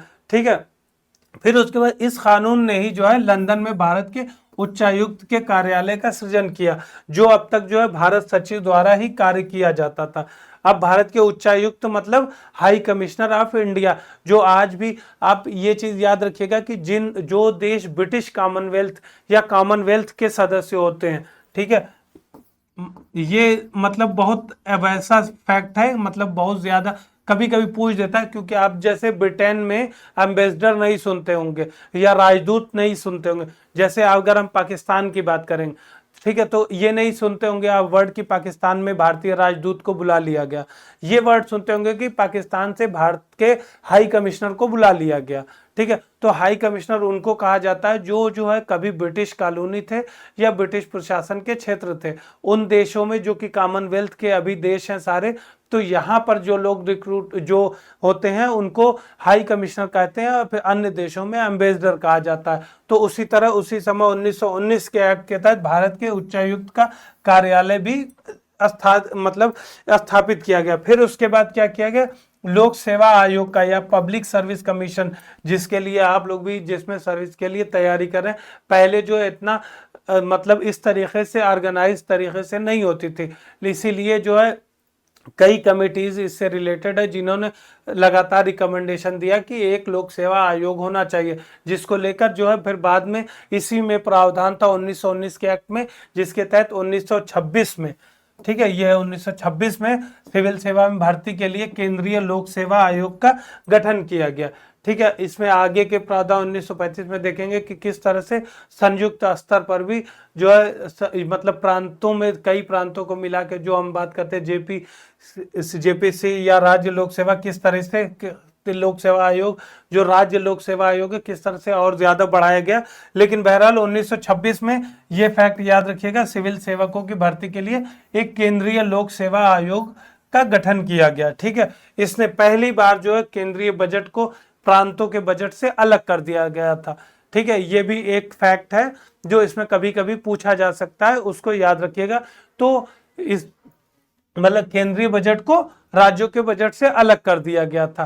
ठीक है, और राज्य विधानसभाओं को अपना सेल्फ का बजट यानी अपना बजट बनाने के लिए ऑथराइज या अधिकृत कर दिया गया था। तो ये सारे इंपॉर्टेंट फैक्ट रहे जो हमारे 1919 के अधिनियम से संबंधित हैं और जिनको एग्जाम में पूछे जाने की संभावना है।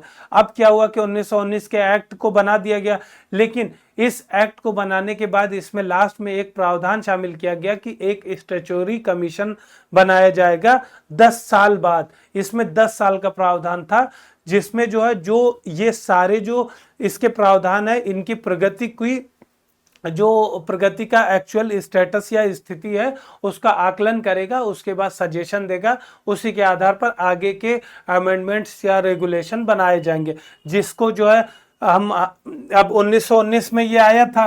ठीक है, तो आना चाहिए था 1929 में। ठीक है, लेकिन जो है 1927 में ही आप जो साइमन कमीशन आया वो यही कमीशन था। जो इन 1919 की जो प्रगति थी, प्रावधानों की प्रगति या प्रावधानों की स्थिति था, उसी के आकलन के लिए साइमन कमीशन आया था, जिसको आप अक्सर सुनते हैं। तो कभी कभी पूछ भी देता है कि साइमन कमीशन है वो क्या है, कभी कभी पूछ देता है कि स्टैट्यूटरी कमीशन किसे कहते हैं, जो 1927 में आया था। अगर 1927 नहीं लिखता और फिर सिर्फ ये पूछता है कि सांविधिक आयोग भी किसे कहते हैं, उसमें 4-5 आयोग देता है, तो लोग कभी कभी कंफ्यूज हो जाते हैं। लेकिन ये याद रखिएगा, साइमन जो कमीशन था उसको ही वैधानिक आयोग या स्टैट्यूटरी कमीशन कहते हैं। और एक फैक्ट और इससे याद रखिएगा कि जब भारत आजाद हुआ या स्वतंत्र हुआ, तो उस समय जो ब्रिटिश प्रधानमंत्री थे या क्लेमेंट एटली जो प्रधानमंत्री थे, वो जो साइमन कमीशन था, तो साइमन कमीशन में जो 7 मेंबर थे उनमें से एक सदस्य वो भी थे। ठीक है, ये फैक्ट वैसे पूछ रहे हैं कि बता दिया कि कभी आपको आए तो आप लगा सके। ठीक है, ये सारी चीजें इसी इन्हीं जिन प्रावधानों की बात की है उसका कहीं कहीं रिवीजन है। ठीक है, जो 1927 में साइमन कमीशन आया था, जो 2 साल पहले, जो टाइम से 2 साल पहले यानी शेड्यूल से 2 साल पहले आ गया था, जो डेट निर्धारित की गई थी। ठीक है, तो इसमें क्या हुआ कि सरजान जो साइमन थे इसकी अध्यक्षता कर रहे थे, लेकिन जो है इन्होंने ये समझा, इन्होंने ये कहा भी कि भारतीय जो है अपना संविधान बनाने के लिए या अपने लॉ बनाने के लिए अभी उपयुक्त नहीं है, जिसको लेकर ही आगे जो है नेहरू कमीशन जो बना, जो भारतीय संविधान की रूपरेखा के लिए एक जो बुनियाद का काम किया, जो आगे नेहरू कमीशन जिसको कहते हैं या नेहरू आयोग, जो मोतीलाल नेहरू, याद रखिएगा जवाहरलाल नेहरू नहीं, मोतीलाल नेहरू, तो जो नेहरू कमीशन बना संविधान संबंधी प्रावधानों की रूपरेखा तैयार करने के लिए, जिसको जो चैलेंज के आधार पर बना था कि भारतीय जो है अपना संविधान बनाने में सक्षम नहीं है, जिस चैलेंज को गलत बताने के लिए नेहरू कमीशन बना था। तो ये आप फैक्ट याद रखिएगा कि वो भी इसी से संबंधित इसी समय में या इसी काल में बनाया गया था। ठीक है, तो बहरहाल इसमें जो था कि सारे जो है वाइट मेंबर थे, यानी सारे अंग्रेज थे, और भारतीयों को इसमें शामिल नहीं किया गया था, जिसकी बुनियाद जिसके पीछे जो लॉजिक दिया गया था वो वही दिया गया था जो हमने आपको बताया। उसके बाद क्या कि भारतीय इस काबिल नहीं है, जिसको चैलेंज को एक्सेप्ट किया था, और मोतीलाल नेहरू के अंदर अध्यक्षता में कमीशन बना था जिसे नेहरू कमीशन कहते हैं, जिसने पूरा डिटेल में संविधान की रूपरेखा बनाई थी, जिसमें जो है मौलिक अधिकार या उद्देश्य का ये सारी चीजें ऐड की थी। इवन फ्रेंचाइजी भी ऐड की थी, महिलाओं का मताधिकार भी ऐड किया था, जो कि कहीं पर नहीं था। इन्होंने बहुत अच्छा संविधान की रूपरेखा बनाई थी, जिससे अचंभित हो गए थे ब्रिटिश। ठीक है, लेकिन ये फैक्ट याद रखिएगा। अब क्या हुआ कि साइमन कमीशन जो वापस गया जब इंडिया में, सारी चीजें अपनी देख के, फिर इसके बाद इन्हीं की जो रिकमेंडेशन थी या जो सजेशन थी, इसी को लेकर जो है जो चर्चा के लिए बनाई गई, जो राउंड टेबल कॉन्फ्रेंस या गोलमेज सम्मेलन कहते हैं, जो कि 3 गोलमेज सम्मेलन हुई, उसकी बात करें, वो साइमन कमीशन की जो रिपोर्ट थी उसी की चर्चा के लिए बनाई गई थी। तो इसके बाद जो है साइमन कमीशन की रिपोर्ट के बाद गोलमेज सम्मेलन हुए। उसके बाद जो सांप्रदायिक पंचायत या कम्युनल अवार्ड भी उसी समय 1932 में आया था।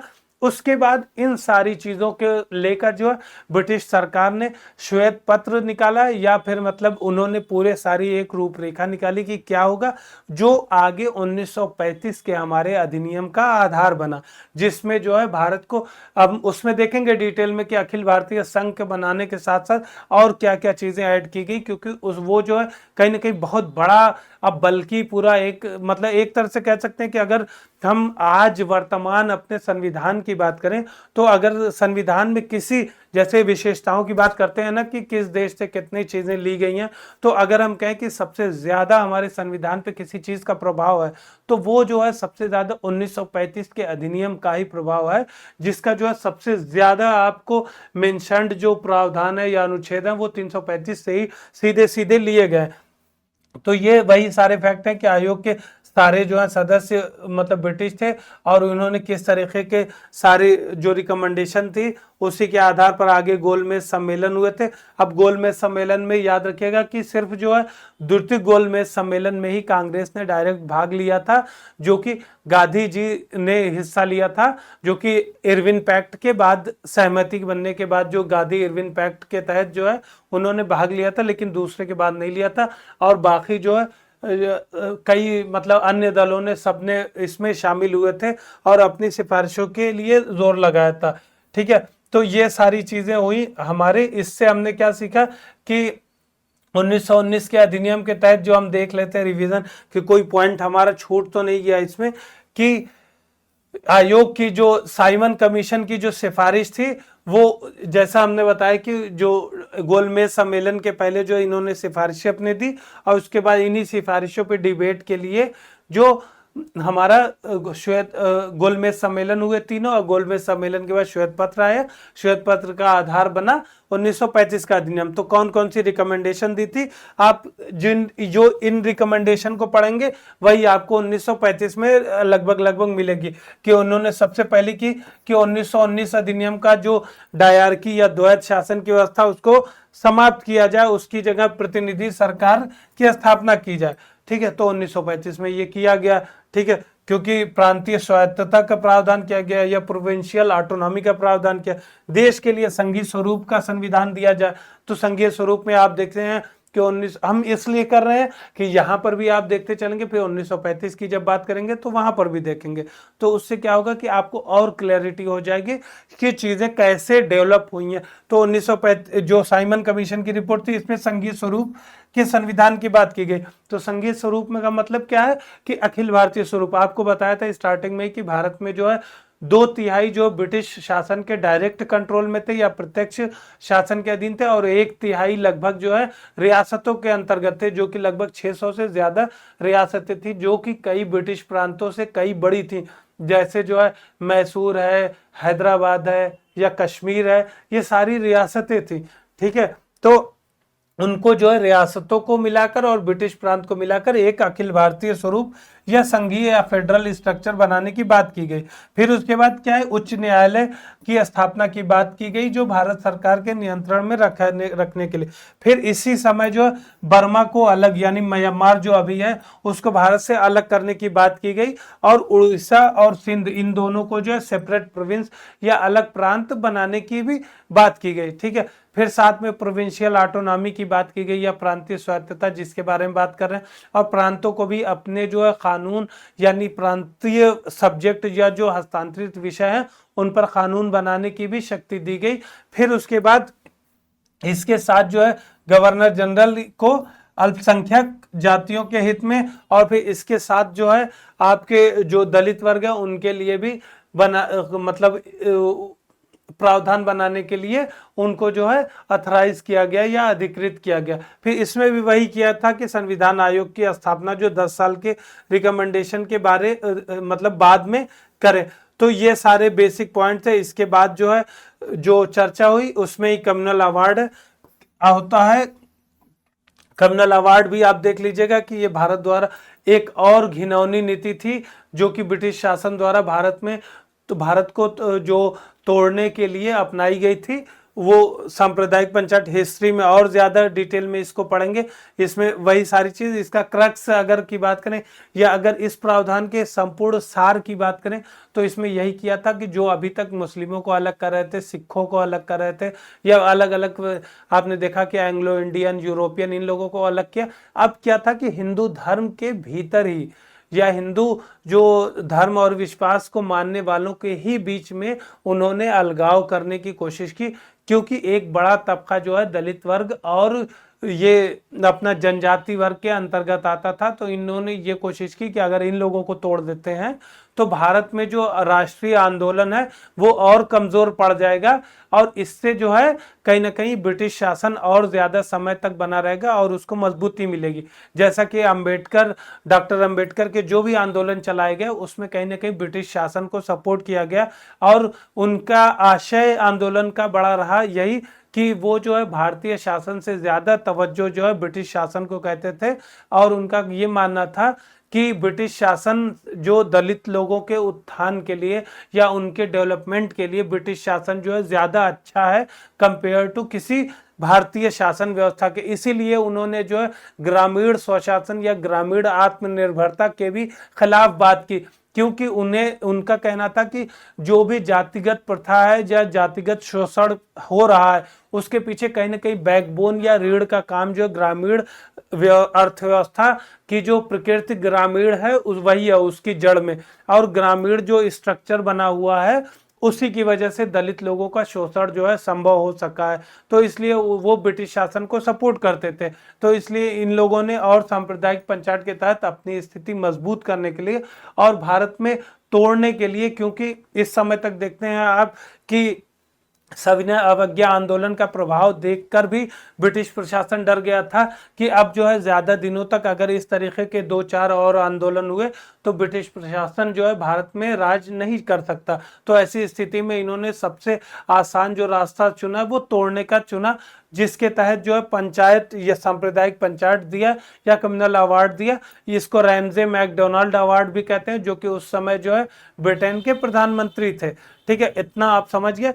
अब इसको लेकर ही फिर जो है गांधी जी द्वारा जब ये इस पंचायत या सांप्रदायिक अवार्ड की घोषणा की गई तो गांधी जी द्वारा जो है आमरण अनशन या मतलब अंतिम समय तक अपने जीवन के अनशन करने की बात की गई, जब तक इस प्रावधान को समाप्त नहीं किया जा सकता। तो उसके बाद जो है गांधी जी और अंबेडकर में जो बातचीत हुई उसी के आधार बना पूना पैक्ट, जिसके तहत ये पृथक निर्वाचिका या सेपरेट इलेक्टोरेट को समाप्त करके आरक्षण की व्यवस्था की गई, जो कि आज तक चली आ रही है। ठीक है, तो आरक्षण की व्यवस्था के अंतर्गत जो है जो सीटें उस समय प्रदान की गई थी उससे कहीं ना कहीं ऑलमोस्ट डबल सीटें प्रदान की गई, जिससे जो है उन्हें ऐसा न लगे कि कहीं उनके साथ किसी प्रकार का धोखा हुआ है। ठीक है, तो ये सारी चीजें हुई। फिर इसमें क्या किया कि श्रम क्षेत्र, वाणिज्य, उद्योग, चाय बागान, संघ, जमींदारों, विश्वविद्यालय के लिए भी पृथक निर्वाचन के लिए व्यवस्था और स्थान आरक्षित किए गए, जैसे कि हमने पहले बात की कि और ये ज्यादा बढ़ाते जाएंगे। अब हम आते हैं 1935 के भारत सरकार अधिनियम, जो कि सबसे इम्पोर्टेंट अधिनियम है। बाकी सारे भी आप अगर मतलब आपको कॉन्सेप्ट क्लियर नहीं होगा पिछले अधिनियम का भी, तो भी आप अगले अधिनियम के बारे में नहीं समझ पाएंगे। इसीलिए सारी जो कड़ी है उन सारी कड़ियों को समझना बहुत ज्यादा आवश्यक है। तो अब हम आते हैं 1935 के अधिनियम में, क्योंकि समय इतनी तेजी से बीतता है कि पता ही नहीं चलता। हमारा मानना है कि 1.5 घंटे से ज्यादा जिस स्पीड से हम चलाते हैं क्लास, क्योंकि क्या कि कहीं ना कहीं मोनोलॉग चलता है। अगर आप लोग सामने बैठे हों तो वैसे में क्या होता है कि हमें ऐसे में और ज्यादा टाइम लग जाएगा इन चीजों को कंप्लीट करने में, लेकिन मोनोलॉग होने की वजह से या डायरेक्ट अगर हम वन वे क्लास चल रही है तो वन वे में मान के चलिए कि ज्यादा से ज्यादा 1.5 घंटा मैक्सिमम है। 1.5 घंटे बाद आप खुद बैठ नहीं पाएंगे कितना भी सीरियस हो।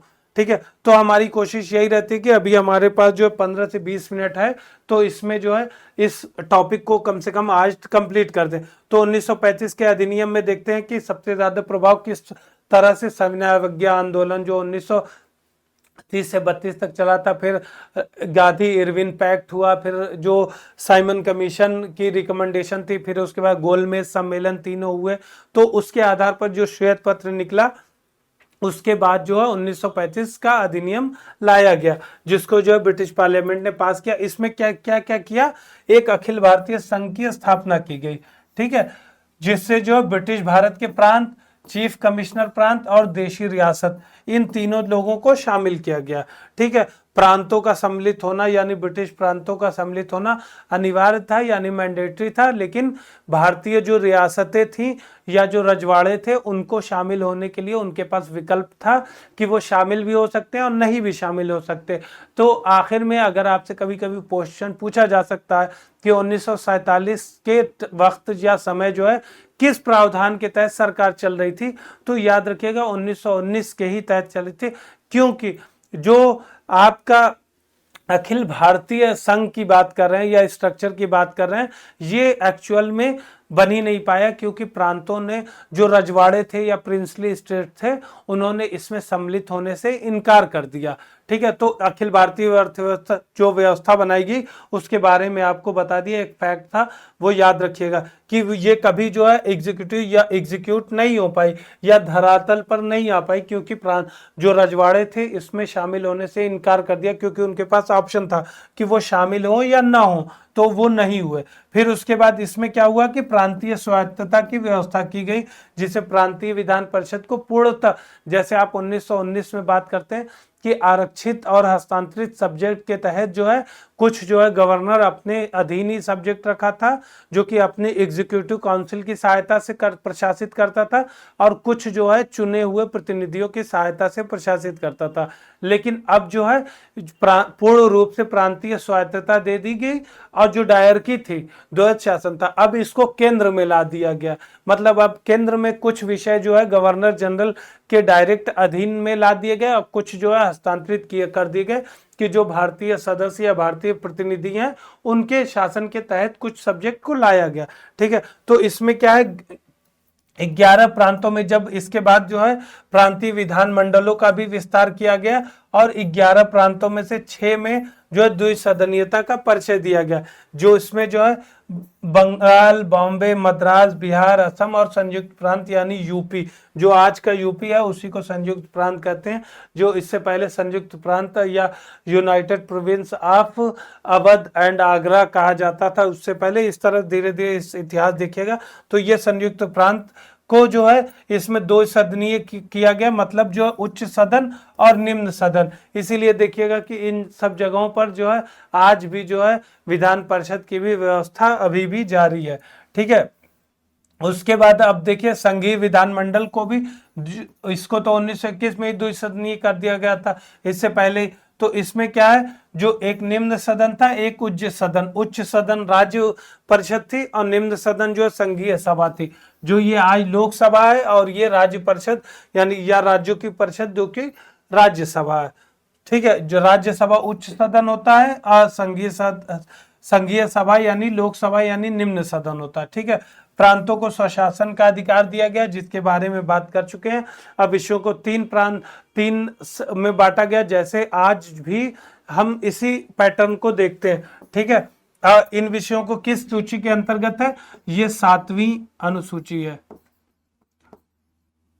ये याद रखिएगा, 7वीं अनुसूची, जो 12 अनुसूची है, 7वीं अनुसूची में इस विभाजन को शामिल किया गया कि संघीय विषय जो डायरेक्ट केंद्र द्वारा निर्धारित किए जाते हैं, उस पर विषय बनाए जाते हैं, उनको लागू किया जाता है। और फिर प्रांतीय विषय, जिसको जो प्रांतों द्वारा कंट्रोल किया जाता है, और प्रांत उस पर जो है कानून बना सकते हैं। और समवर्ती विषय वो होते हैं जो केंद्र और प्रांत दोनों बना सकते हैं, लेकिन अगर मतलब दोनों में केंद्र और प्रांत के बीच में कोई टसल होती है तो जो है केंद्र द्वारा बनाया गया नियम प्रभावी होगा।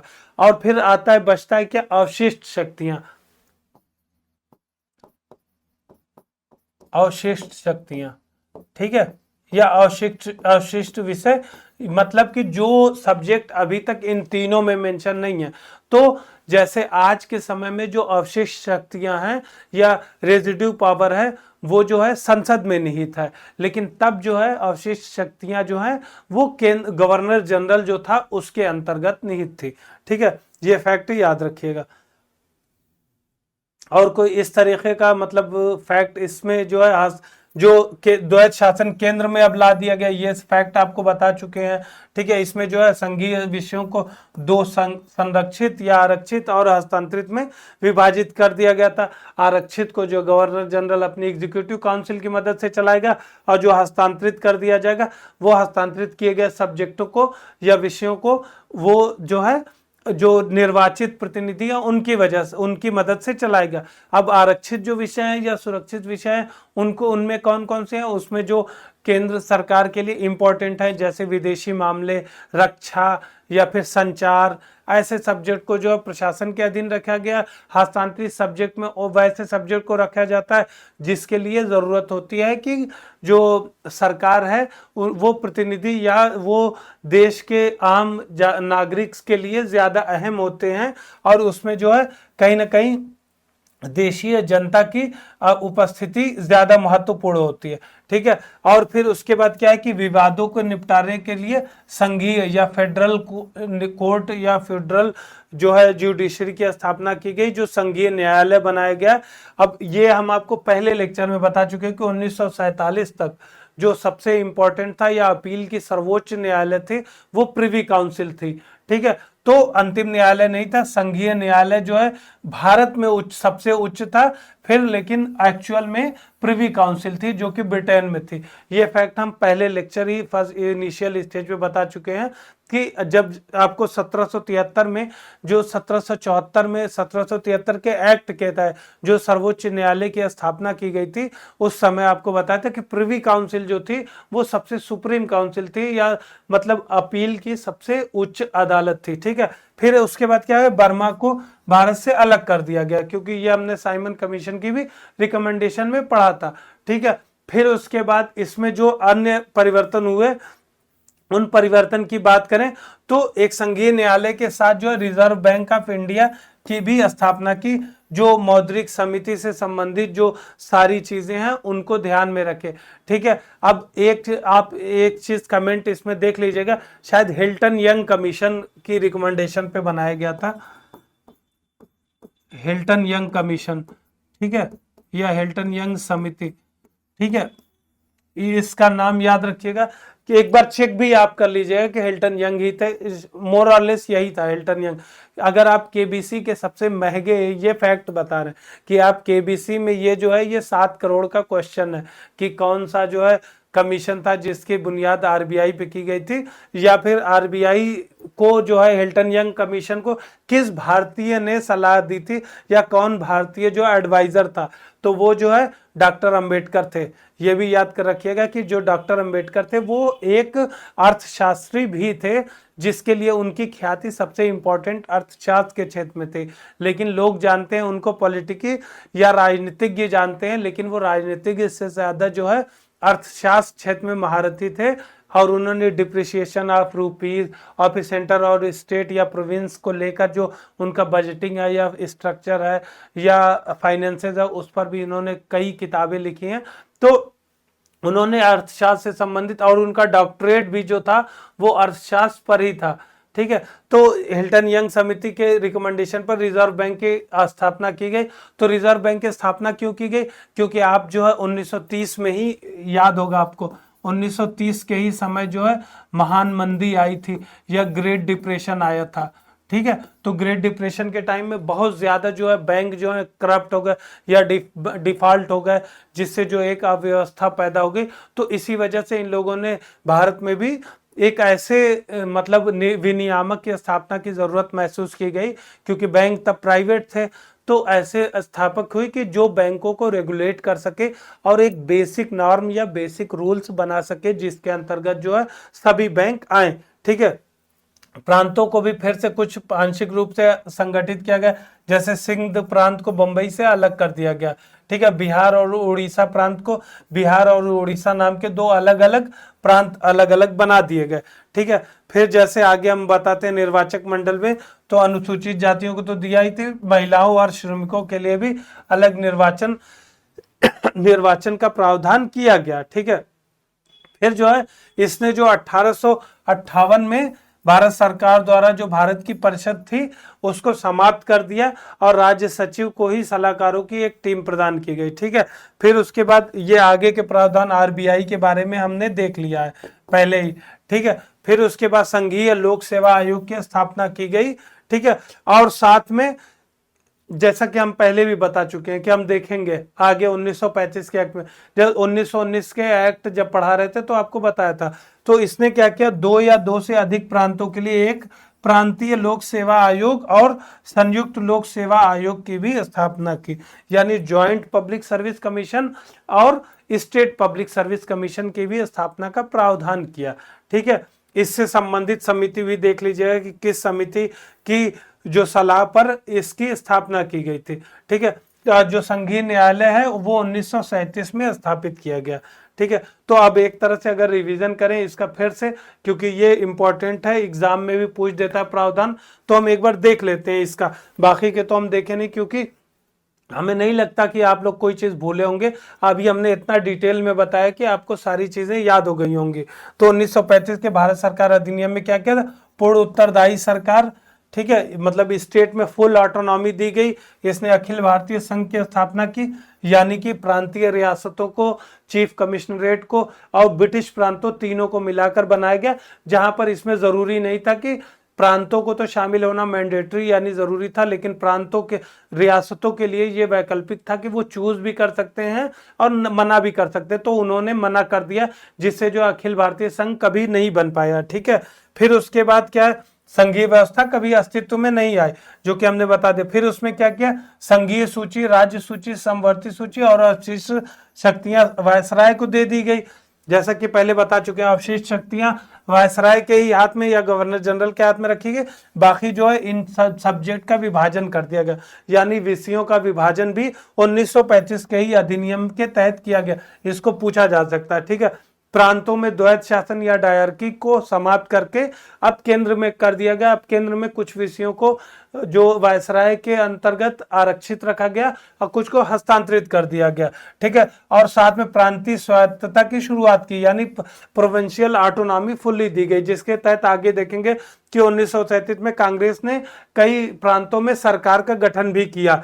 ठीक है, उसके साथ जो है इन्होंने क्या किया कि राज्य विधान परिषद में जो उत्तरदायी मंत्रियों के सलाह पर अब काम किया जाना है, जिसके बारे में बात किया था कि जो कांग्रेस ने सरकार बनाई थी या जो 1937 के इलेक्शन हुए थे, उसके बाद जो है 2 साल, लगभग 2 साल तक जो है सरकार कांग्रेस ने चलाई थी, या फिर मतलब प्रोविंशियल गवर्नमेंट ने काम किया था, जिसको जो है कांग्रेस ने इस्तीफा तब दिया था जब ब्रिटिश शासन द्वारा बिना भारतीयों की सहमति से, यानी बिना भारतीयों से की इजाजत के भारत को भी द्वितीय विश्व युद्ध का एक सहभागी बना दिया था। तो उसकी वजह से उस समय बंद हो गया था। फिर उसके बाद इसमें क्या है कि द्वैत शासन केंद्र में कर दिया और संघीय विषयों को स्थानांतरित और आरक्षित विषयों में विभक्त कर दिया। ठीक है, फिर उसके बाद इसने दलित जाति, महिला, मजदूर वर्ग के लिए एक पृथक निर्वाचन की व्यवस्था कर सांप्रदायिक जो प्रतिनिधित्व था उसको और बढ़ावा दिया,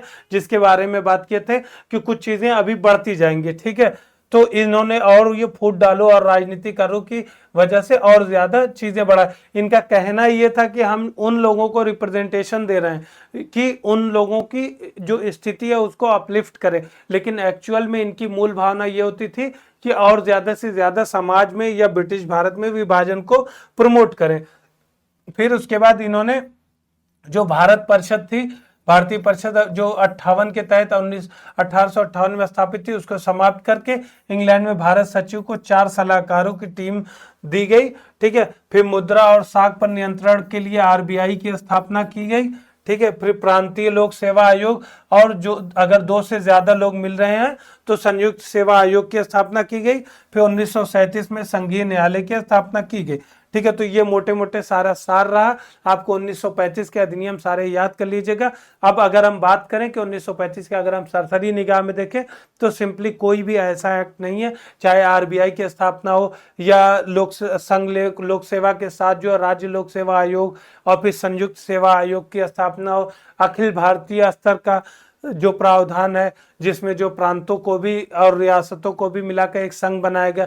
फिर जो है केंद्र जो प्रांतों को जो है फुल ऑटोनॉमी या पूर्ण स्वायत्तता दी गई।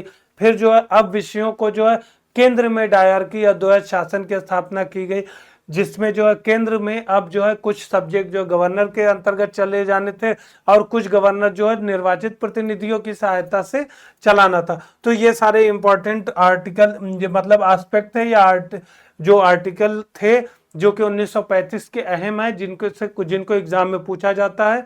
और ये याद रखिएगा 1773 से 1947 तक के जो एक्ट हैं उनको अगर आप याद कर लेंगे तो आपको एग्जाम में कहीं ना कहीं एक प्रश्न जरूर आएगा। अब आते हैं हम 1947, हम इसको कोशिश करेंगे कि मुश्किल से 5 मिनट में समाप्त कर लें, क्योंकि 1947 का अधिनियम आखिरी अधिनियम है जो ब्रिटिश पार्लियामेंट द्वारा पास किया गया, जो कि स्वतंत्रता को लेकर था। 3 जून 1947 को भारत के वायसराय कौन थे? Lord Mountbatten. इन्होंने विभाजन योजना को आगे बढ़ाया और माउंटबेटन योजना के तहत किया। इसको जो है कांग्रेस और मुस्लिम लीग दोनों ने स्वीकार कर लिया था। इसी को लेकर आगे जो है 4 जुलाई 1947 को ब्रिटिश संसद में पेश हुआ और 18 जुलाई को पास हो गया। कि 18 जुलाई 1947 को पास हुआ और 15 अगस्त 1947 को विभाजन हो गया। ठीक है, तो ये माउंटबेटन प्लान के तहत हुआ था। इसमें क्या किया था, इसमें जो इसको हम स्टार्टिंग में भी बता चुके हैं कुछ प्रावधानों को, अभी आप देख लीजिए क्या क्या सरसरी निगाह में ब्रिटिश शासन को फुल्ली समाप्त कर दिया गया। 15 अगस्त से जो है भारत और पाकिस्तान दो डोमिनियन बना दिए गए और दोनों के अपने अपने गवर्नर जनरल थे। और जो प्रावधान अब बनने थे, अब उसमें जो ब्रिटिश सुप्रीमेसी या ब्रिटिश महारानी का नाम या ब्रिटिश जो महाराजा का नाम जो है, अब उस पदवी का यूज नहीं करने की कोई जरूरत थी। और जो संविधान सभा दोनों जगह बनाई गई थी, दोनों डोमिनियन में यानी भारत और पाकिस्तान में, वो जो है किसी भी कानून को समाप्त कर सकती थी और कोई भी कानून बना सकती थी, उसमें कोई ब्रिटिश शासन की सहमति की जरूरत नहीं थी। ठीक है, तो इसमें सबसे पहला प्रावधान क्या था कि जो ब्रिटिश क्षेत्र थे इनको स्वायत्त या स्वतंत्र कर दिया गया था। ब्रिटिश राजमंडल इनको जो ब्रिटिश कॉमनवेल्थ या राष्ट्रमंडल से भी अलग होने का अधिकार दिया गया था और दो स्वतंत्र राज्यों का निर्माण करने का रास्ता खोल दिया गया था। जैसे कि प्रत्येक के लिए गवर्नर जनरल पद का प्रावधान किया गया था जिसकी सलाह पर कार्य करना था। ठीक है, अब इन दोनों जो दोनों डोमिनियन थे अपने आप में संप्रभु थे या सॉवरेन थे, उनको जो है कोई भी अधिनियम बनाने की पूर्ण छूट थी या पूर्ण स्वायत्तता थी। ठीक है, जब तक संविधान कानून जब तक लागू नहीं हो रहा था तब तक पिछले प्रावधानों के अनुसार चलाया जाना था। फिर जैसे संविधान लागू हुआ तो उसके संविधान के आधार पर चलना था। उसी के अकॉर्डिंग जो संविधान सभा का निर्माण हुआ, जो कि आप देखते हैं कि कैबिनेट मिशन जो आया था जिसमें 3 लोग थे शामिल, तो उनके ही बाद जो है उस समिति या कैबिनेट मिशन के बाद ही जो संविधान सभा के निर्माण का मार्ग स्टार्ट हो गया या प्रोसेस स्टार्ट हो गया, जिसके आगे देखते हैं कि संविधान सभा बनी थी। अब जो है 15 अगस्त के बाद जो है किस तरीके से कार्य किए। फिर इसमें क्या था कि संविधान, इसमें राज्य सचिव का कार्यालय जो है जो ब्रिटेन में था, जिसके बारे में बात किए थे कि 1858 में बनाया गया था, उसको समाप्त कर दिया गया अब। और फिर राष्ट्रमंडल के कार्यों को भी पूरी तरह से फुल्ली ट्रांसफर कर दिया गया। ठीक है, और फिर 1947 में यह भी था कि रियासतों के लिए यह प्रावधान था कि वो जो है सॉवरेन है अपने आप में, वो चाहे तो किसी भारत में मिल सकते हैं या पाकिस्तान में मिल सकते हैं या स्वतंत्र रह सकते हैं। उनके पास तीनों थे, वो अलग चैप्टर है जिसमें हम देखेंगे कि किस तरीके से वीके मेनन जो है, वीपी मेनन और सरदार वल्लभ भाई पटेल और माउंटबेटन, ये तीनों लोगों की एक अहम तिकड़ी साबित हुई, जिन्होंने जो किस तरीके से किस चालाकी से और कितना दृढ़ता पूर्वक कार्य करके दृढ़ निश्चय होकर लगभग 550 से ज्यादा रियासतों का एकीकरण संभव बनाया, जो कि एक अगर हम कहें तो बहुत मुश्किल काम था। उन लोगों ने किस प्रकार जो है एक आसानी से और बिना किसी विद्रोह के, बड़े विद्रोह के, किस प्रकार उसका संचालन किया, वो आज तक जो है लोग स्टडी करते हैं। उस चीज को हम देखेंगे आगे कि किस तरीके से उन्होंने जो संभव किया। इसीलिए जो है सरदार वल्लभ भाई पटेल को लौह पुरुष जो कहा जाता है या आयरन मैन ऑफ इंडिया कहा जाता है, वो उसके पीछे यही वजह है। ठीक है, और उन्होंने जो सिविल सर्विसेज है जिसकी आप तैयारी कर रहे हैं या फिर सिविल सर्विसेज में एस्पिरेंट हैं, आप उसमें जाने की कोशिश कर रहे हैं, उसके भी कहीं ना कहीं रीढ़ थे वही, या जनक जो थे वही थे। उन्हीं की वजह से सिविल सर्विसेज का आज ये रूप, जो वर्तमान रूप देख रहे हैं, वो उन्हीं की बुनियाद है। ठीक है, फिर उसके बाद ये जैसे हमने बता दिया कि स्वतंत्र होने का अधिकार था, ये किसमें भी बने रह सकते थे। और जब तक नया संविधान नहीं बनता तब तक जो 1935 के अधिनियम के ही तहत राज्य और केंद्र के जो प्रशासन होना था, ब्रिटिश सम्राट अपने वीटो बिल के अधिकार से वंचित कर दिया गया। ब्रिटिश जो महाराजा थे या महारानी थी, इनके शासन को समाप्त कर दिया गया। वो किसी प्रकार के कानूनी या प्रशासन में कोई भागीदारी नहीं थी।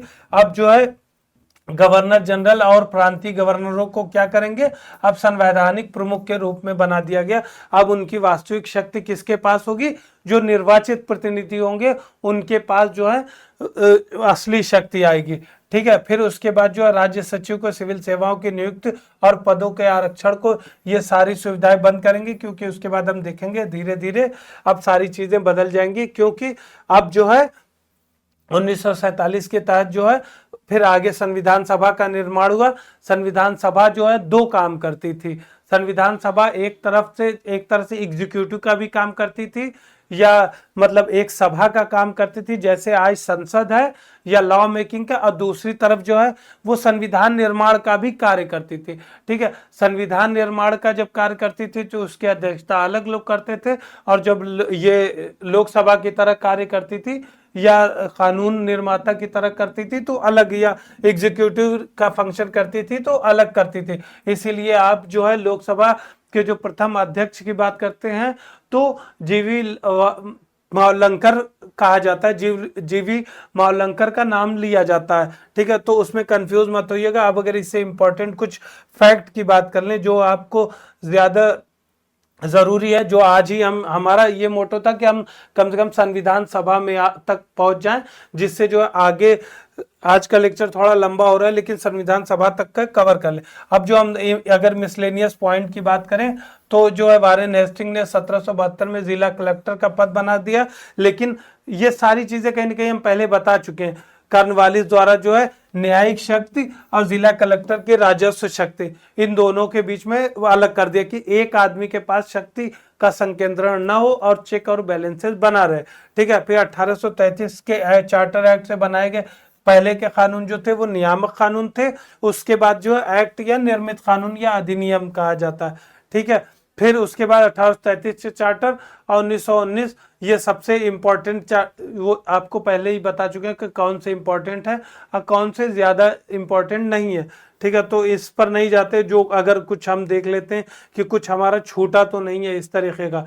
तो अगर ये विभागीय प्रणाली का विकास या बजट शक्ति का पृथक्करण, इन सबों को देख लीजिएगा कि पोर्टफोलियो सिस्टम किसके काल में आया, या जैसे 1861 में आया, फिर उसके बाद कब जो है भारतीयों का प्रवेश संभव हुआ, फिर उसके बाद बजट के बारे में किस प्रकार के प्रावधान बनाए गए, किस प्रकार बजट में पहले अनुपूरक प्रश्न पूछने से संबंधी प्रावधान बनाए गए, इन सबको भी देख लीजिए। वित्तीय विकेंद्रीकरण के संबंध में यह याद रखिएगा कि लॉर्ड मेयो के जो प्रस्ताव था ये सबसे पहले आया था, जो वित्तीय विकेंद्रीकरण के बारे में बात की, इसी की कहीं ना बुनियाद बना बाद में जो लॉर्ड रिपन के टाइम में जो स्वशासन के जनक जो लॉर्ड रिपन को बनाए कहा जाता है, जो कि 1892 में उनका, जिसको स्वशासन का मैग्ना कार्टा भी कहा जाता है, तो वो विकेंद्रीकरण जो लॉर्ड मेयो के प्रस्ताव पर ही आधारित था, जिसको हम देखते हैं कि 1882 में स्वशासन का मैग्ना कार्टा के रूप में पास हुआ। 1921 में जो है रेल बजट को जो है जनरल बजट या आम बजट से अलग कर दिया गया, जिसको जो है अभी जब बीजेपी गवर्नमेंट आई अभी हाल में, तो इन्होंने फिर से जो है मर्ज किया, वरना उसके पहले जो है रेलवे बजट अलग होता था, ये 1921 से किया गया था। ठीक है, ये सारे फैक्ट। अब रेलवे बजट से संबंधित जो समिति है उसके बारे में भी देख लीजिएगा, क्योंकि अक्सर पूछ देता है। ठीक है, और कोई इस तरीके के इससे संबंधित नहीं है, जो कि हमने ज्यादातर आपको इम्पोर्टेंट पॉइंट के बारे में सारी चीजें कह दी। अब ये 1934 में जो भारतीय संविधान सभा का गठन का विचार पहली बार एम.एन. रॉय ने रखा था, ये भी अक्सर पूछ देता है कभी कभी, तो ये फैक्ट भी याद रखिएगा कि अगर सबसे पहले जो संविधान सभा का विचार रखने वाले कौन भारतीय थे, तो वो एम.एन. रॉय थे। ये क्वेश्चन कभी कभी प्रीलिम्स में आ जाता है। ठीक है, इस तरीके का नेहरू रिपोर्ट के बारे में हम पहले ही बता चुके हैं, डिस्कस कर चुके हैं, जो सर्वदलीय सम्मेलन पर आधारित थी। और जो है राष्ट्रीय कांग्रेस, जो भारतीय राष्ट्रीय कांग्रेस या इंडियन नेशनल कांग्रेस ने 1935 में पहली बार जो है संविधान के निर्माण के बारे में आधिकारिक रूप से डिमांड रखी। ठीक है, और फिर उसके बाद अगर हम देखें तो इम्पोर्टेंट में आप क्रिप्स प्रस्ताव, फिर उसके बाद माउंटबेटन प्रस्ताव या कैबिनेट मिशन, इन सबको भी देख लीजिएगा, इनके कौन कौन से मेंबर थे, इन लोगों को भी देख लीजिएगा। ठीक है, क्योंकि 1946 में जो कैबिनेट मिशन भेजा गया, इसका जो मुख्य मुद्दा था या मेन मोटो था, वो संविधान सभा के निर्माण की योजना ही बनाना था। ठीक है, और ये जो है कैबिनेट मिशन जो है ज्यादा हद तक जो है एक जॉइंट मतलब कंसेंसस पर लाया मुस्लिम लीग और कांग्रेस को। ठीक है, इनके सदस्यों के बारे में भी कभी कभी पूछ देता है, तो वो देख लीजिए, पैंथिक लॉरेंस, स्टेफोर्ड क्रिप्स और एवी अलेक्जेंडर थे, जो कि पहले पूछता था, अभी थोड़ा सा कम कर दिया इस तरीके के नाम, लेकिन आप फिर भी याद रखिएगा कि क्योंकि अगर पूछे तो आपको पता हो। ठीक है, और इसमें कब हुआ था? नवंबर 1946 में संविधान सभा का गठन किया गया। फिर आगे हम देखेंगे आगे कि संविधान सभा का गठन किस तरीके से किया गया था, क्योंकि तब जो है ये कहा जाता इनडायरेक्ट, कभी कभी कहा जाता है कि संविधान सभा जो है प्रतिनिधि संस्था एक्चुअल में नहीं थी, जो क्योंकि वो इलेक्शन होके नहीं आई थी। तो हुआ ये था कि उस समय जो संविधान सभा का निर्माण हुआ था उसमें जो ब्रिटिश प्रांत के जो सदस्य थे वो इस तरह से आए थे कि जो विधानसभाएं थी वहां से जो है चुन के आए थे। जो विधानसभा के मेंबर थे उन्होंने अपने में से चुन के भेजा था, जो कि लगभग जो है एक मेंबर जो है 10 लाख की आबादी पर एक मेंबर थे।